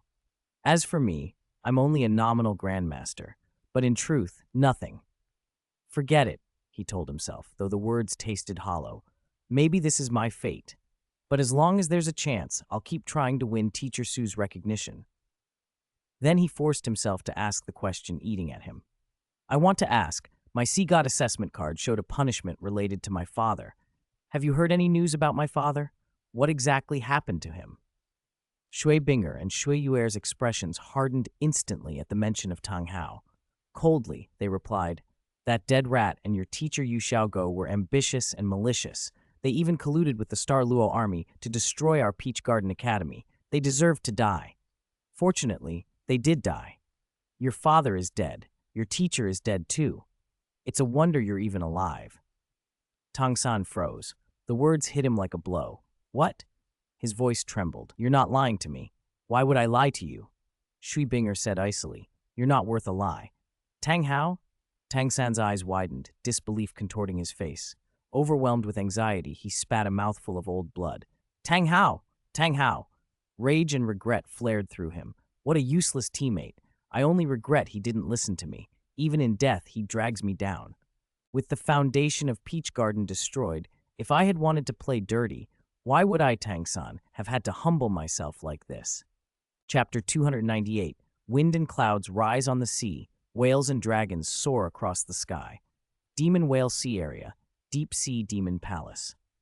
The dark golden palace sat solemnly on the seabed, carved from black stone that gave off a faint glow. From beyond the palace, a low-frequency sound wave drifted in, answering it, and a young deep-sea demon whale with blue markings emerged, swimming out with a graceful flick of its tail. Concealed behind a black reef, the deep-sea demon whale king brightened at the sight and glided over to meet her, circling twice. The little whale replied with the deep-sea demon whale clan's special communication frequency. The exchange ran roughly like this. "Father King, do you need me for something?" "I just wanted to see little Lan again. Where is your mother?" The deep-sea demon whale, King's usual arrogance and domineering air melted into something like paternal tenderness as he looked at the blue-patterned young whale. Deep-sea demon whales are among the largest spirit beasts, easily growing to tens of meters, and their strength is fearsome. But raising one to maturity is no small matter. A whale with 10,000 years of cultivation needs tens to hundreds of miles of ocean territory to hunt. Otherwise, it will be perpetually hungry and driven to forage. Their bloodline power is profound, but they reproduce poorly, so each birth is a rare event. The father must fully support the mother and offspring for them to survive. Because of these two factors, deep-sea demon whales are exceedingly few in number, far rarer than the devil spirit great white shark or the evil spirit tiger whale. Otherwise, with their terrifying might, they would long ago have dominated every sea. It was for this reason that, in the original legend, Tong San would slay the deep-sea demon whale king to obtain a million-year spirit ring and inherit the position of sea god. The blue-patterned whale would be the last of her kind 10,000 years later, known as Lan Fozi in the legend of the Dragon King. The king cherished his daughter, Little Lan, above all. Despite his unrivaled cultivation, few knew he was henpecked at heart and a doting father in private. He rarely left the demon whale sea area, preferring to guard its edges so his wife and daughter could cultivate in peace within the deep-sea demon palace. Lan Fozi answered, "Mother is still in seclusion, preparing to break through to the next 100,000-year stage." The king exhaled in relief. "Good, very good. Since she gave birth to you, her constitution has been unstable.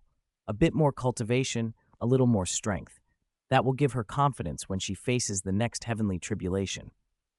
"Father King, you seem distracted. I felt some unusual activity on the outskirts of the sea area a while ago. Did something happen?" Little Lan noticed his preoccupation. The king gave a hearty laugh. "Your father king is the king of whales. Who in this sea dares be my match? That activity was just your father king playing with other spirit beasts. Don't worry." "Really?" "Of course.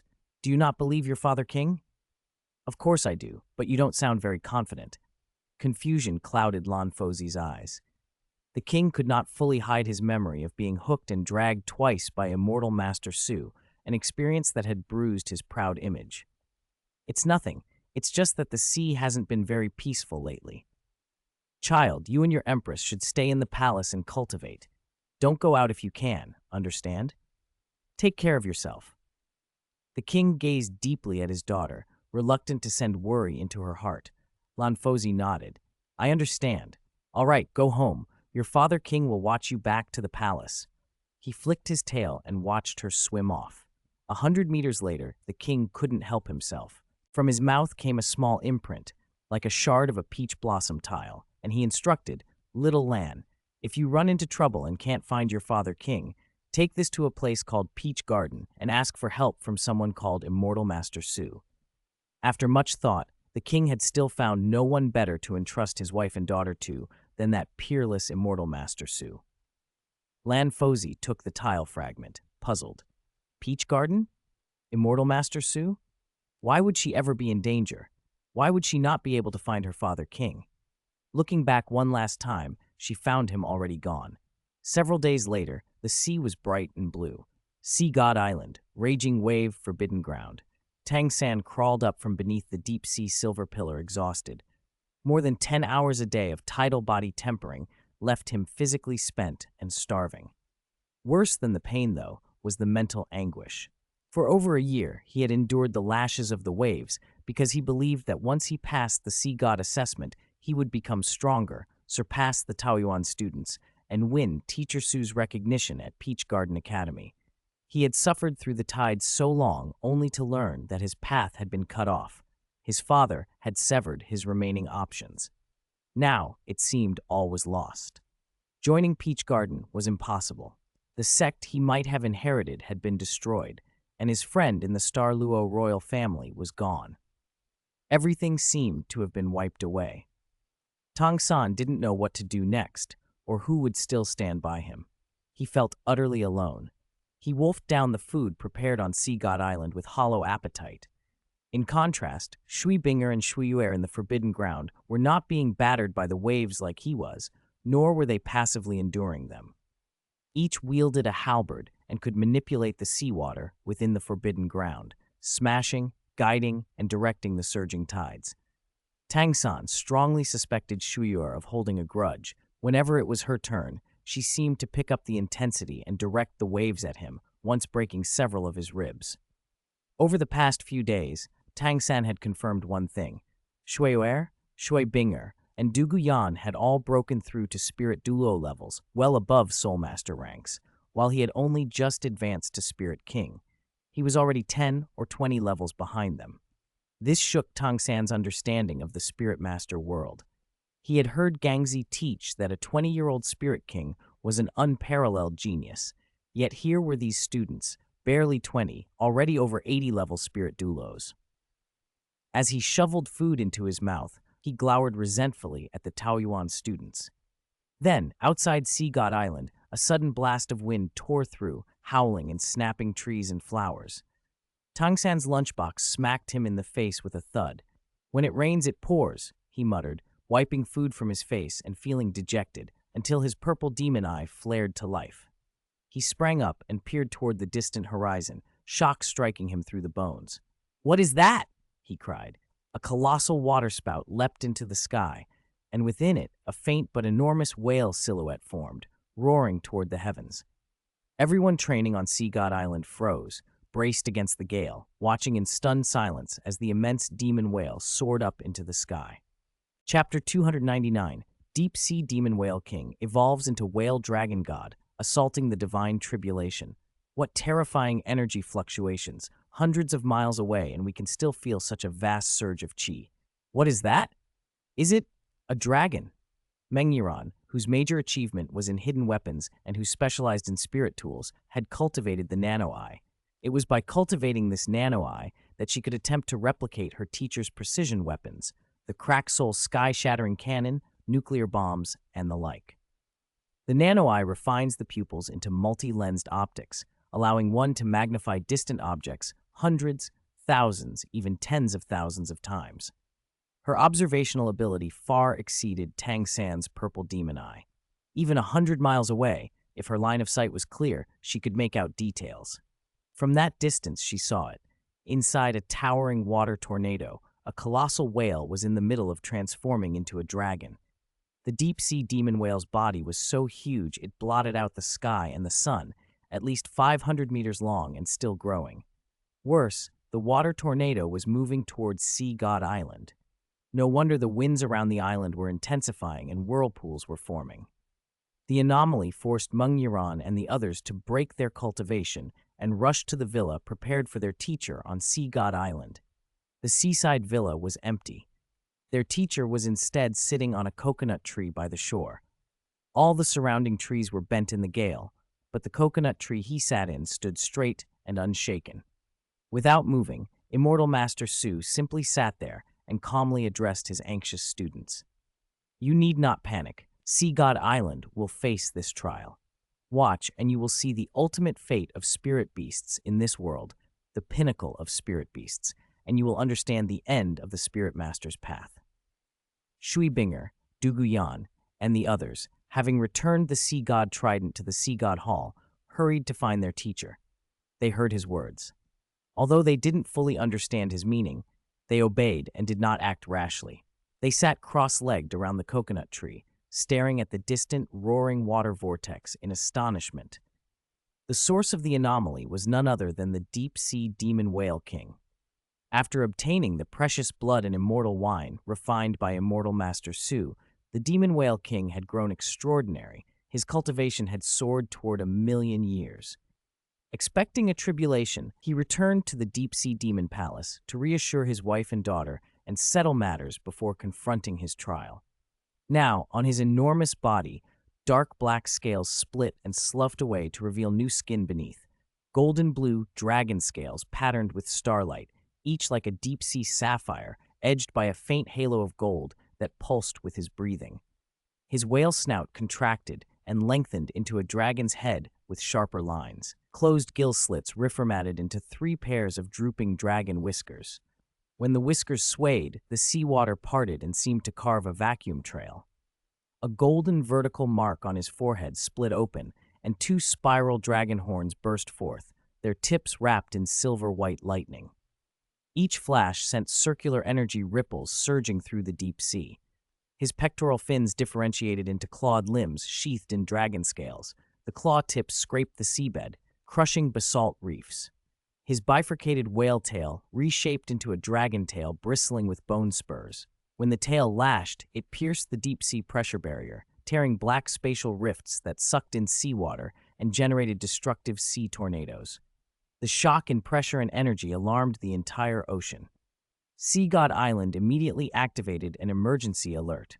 All spirit masters on the island prepared for battle. The 7 Douluo guardians of the island's 7 sacred pillars gathered in the Sea God Hall and watched in silence. High Priestess Posey, clutching the Sea God scepter, felt a trace of fear from the energy. Sea Witch Douluo could only ask, "What on earth is that thing? Is it coming towards Sea God Island?" When did such a terrifying spirit beast appear in the ocean? The deep-sea demon whale king can't be comparable to this, can he? Heavenly tribulation. No, the heavenly tribulation has appeared. Oh my god, is that spirit beast actually undergoing a tribulation? Sea dragon Douluo squinted toward the sky above the sea tornado. The eye of sea punishment condensed there, and a giant vortex tore open in the clouds. Deafening platinum lightning flashed around it, and a golden vertical eye formed at its center. When that eye opened, countless golden blades of light shot down. They cut through 100-meter-high waves and penetrated 1,000 meters of seawater, reaching the seabed and carving bottomless ravines into the hard ground. The whole ecosystem in that sea region collapsed. Only the roar of tribulation thunder and the howling seawater remained. A golden eye of heavenly punishment, unlike anything seen before. Seeing High Priestess Posey's solemnity, the gathered Douluo understood the gravity of the situation. "That is not a mere heavenly tribulation," Bosixi said. "It is a divine tribulation. That spirit beast is the deep-sea demon whale king. He wants to become a god." Bosixi revealed the truth to the 7 guardian Douluo, and they exchanged startled glances. "Isn't the deep-sea demon whale king a whale? How can this be?" "I remember now, from the records of the sea god ceremony, during the era of the Lord Sea God, the deep-sea demon whale clan once manifested a divine beast form. They called it the whale dragon god. The demon whale transforms into a dragon that soars between heaven and earth, leaping above the 9 heavens. Bosixi nodded. "Yes, the whale dragon god. If he fully transforms into a dragon, he will no longer be a spirit beast, but a true divine beast. No spirit master can contend with him." "Then, what are we waiting for? Better to strike first than wait for death. Let's go," one guardian urged. "While he's breaking through, let's kill him. I'll take my Sea Ghost Agile attack team to interfere. Even if we can't stop his evolution, some disruption might help."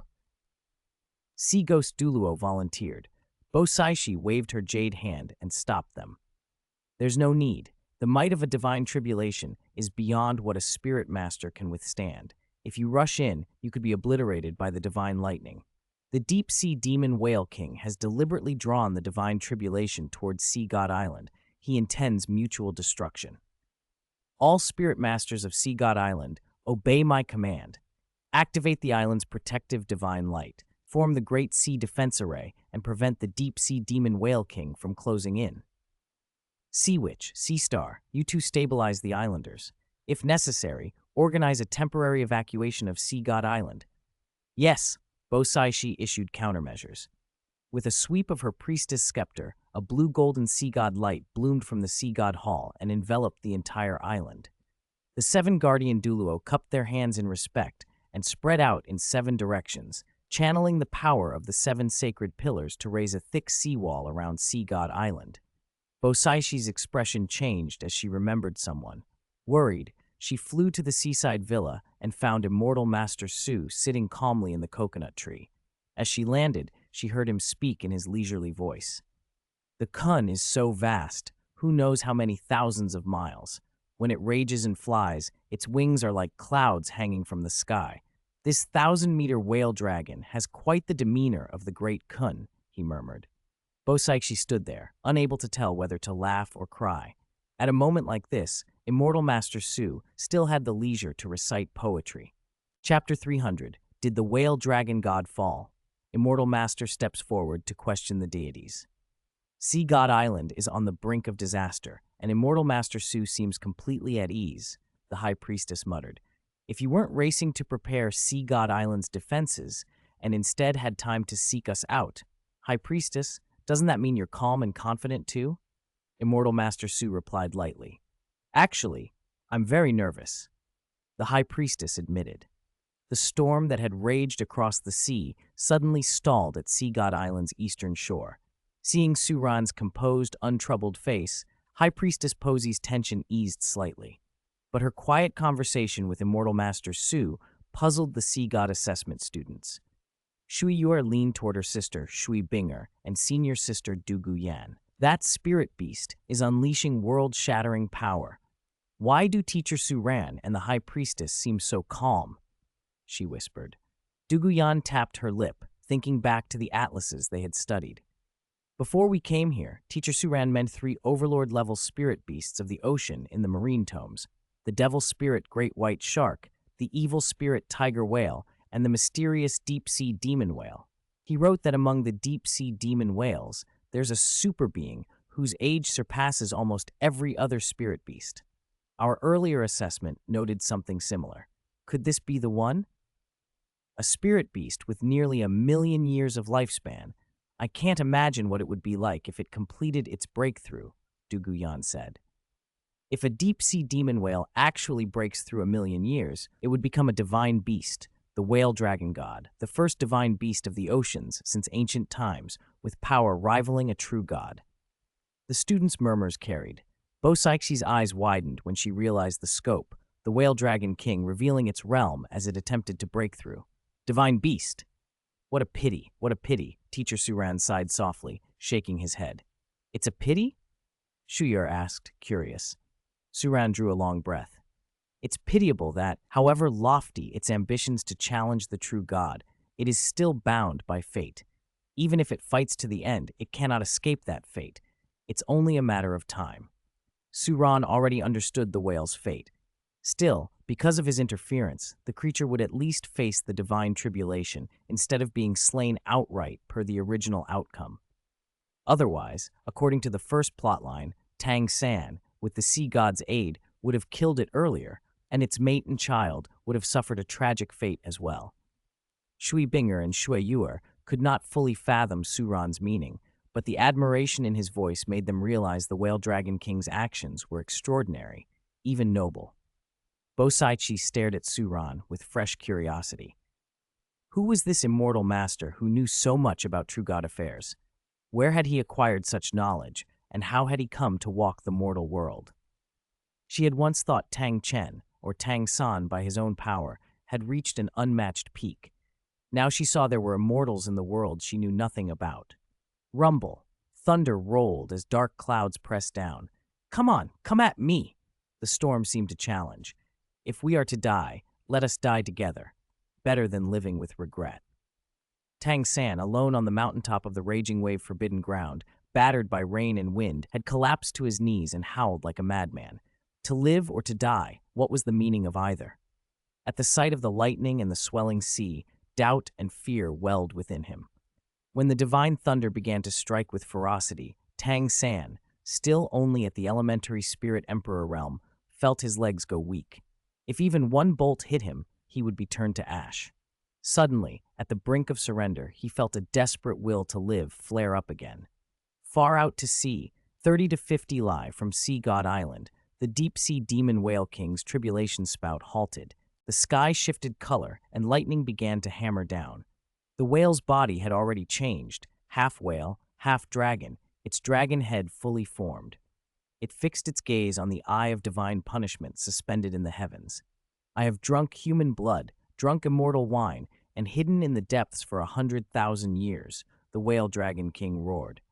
I have lived for this day to battle the true God. Sea God, I fear you not. From the eye of divine punishment, the solemn image of the sea god statue took form, an imposing burly middle-aged man whose presence felt sacred and inexorable. His voice boomed like a series of seals being broken. All sea demons answer to me. I kept you alive until now, only as a candidate for a top-tier spirit ring and spirit bone for my successor, the sea god declared. Since you could not restrain yourself and broke through early, I will grant you what you seek. The words struck the whale like blows. Its immense body crashed down toward the sea surface and circled the spout, spewing geysers of seawater skyward to shatter the divine eye. It leapt against thunder, bathing itself in lightning. Golden red blood poured from its wounds, blood that carried an extraordinary chi, purifying the whale's flesh and bloodline.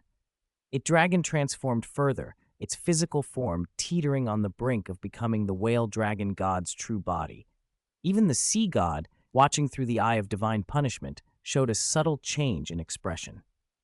The whale dragon king's physical body and bloodline were so potent they astonished even him. This creature was truly worthy of being the ocean's first whale king in ages. The demon whale surged past the dragon gate, swallowed divine thunder, and completed its transformation. A golden light blossomed across the sky as a whale dragon, bridging heaven and earth, reared up amid the divine storm. Bo-Sixi involuntarily leaned forward, eyes wide. Immortal Master Su chuckled, a clear, hearty sound. It's done? Then there are no regrets. The disciples exchanged confused looks. Why laugh now? Whose side was Su ran on? Yet no matter how powerful, a spirit beast with 1,000,000 years cultivation was still not a full divine beast, and could it stand against the sea god's divine might? The sea god's tribulation descended fiercer than before. A thick, tree-like bolt of golden thunder cleaved the sky and struck the whale dragon god with the force of mountains. It sliced open the creature's flesh, leaving a gaping wound. Many sea demons nearby were vaporized, and the spirit beasts on Sea God Island trembled in terror. Xiao Bai led the devil spirit great white sharks into the inner sea to hide. At once, the vast body of the whale dragon god was riddled with holes. From the sea god hall, there shot a golden blue beam of light. It carried the vast sea cosmic shroud, an item linked to Su Ran, and sped toward the eye of divine punishment. There the shroud reassembled into a genuine top-tier divine artifact. The divine eye accelerated its power, granting it heavenly might, and preparing it to deliver a fatal blow to the whale dragon god. The sea god's voice rang out again. Deep sea demon whale, I will give you one more choice. If you accept becoming a spirit ring for my successor, I will spare your divine soul. Bah, I seek only death. I will not be your slave. The whale dragon god bellowed, blood spattering as it refused to bend. The sea god made no further entreaties. Then, as one whale falls, all things are born, he pronounced, and unleashed the sea god trident, its weight pressed down with irresistible authority. The whale dragon, already near exhausted, knew it could not resist the trident's might. It closed its eyes and laughed defiantly at the sky. I am the first divine beast across the ages. I have no regrets! Ha! As the trident descended, a hush fell over the scene. The sea god's power seemed absolute. Then the young man perched atop the coconut tree drew a long breath. He rose, his figure moving with a speed that blurred the air, and he flashed toward the center of the divine punishment. In an instant, he hovered above the whale dragon god's battered remains. Heaven and earth are unkind, treating all beings as straw dogs. The sun and moon are merciless, turning 1,000 generations into slaughtered heroes, he intoned, voice steady and clear. Sea god, this whale dragon god can no longer ascend to the god realm. I ask, will you allow me to take it?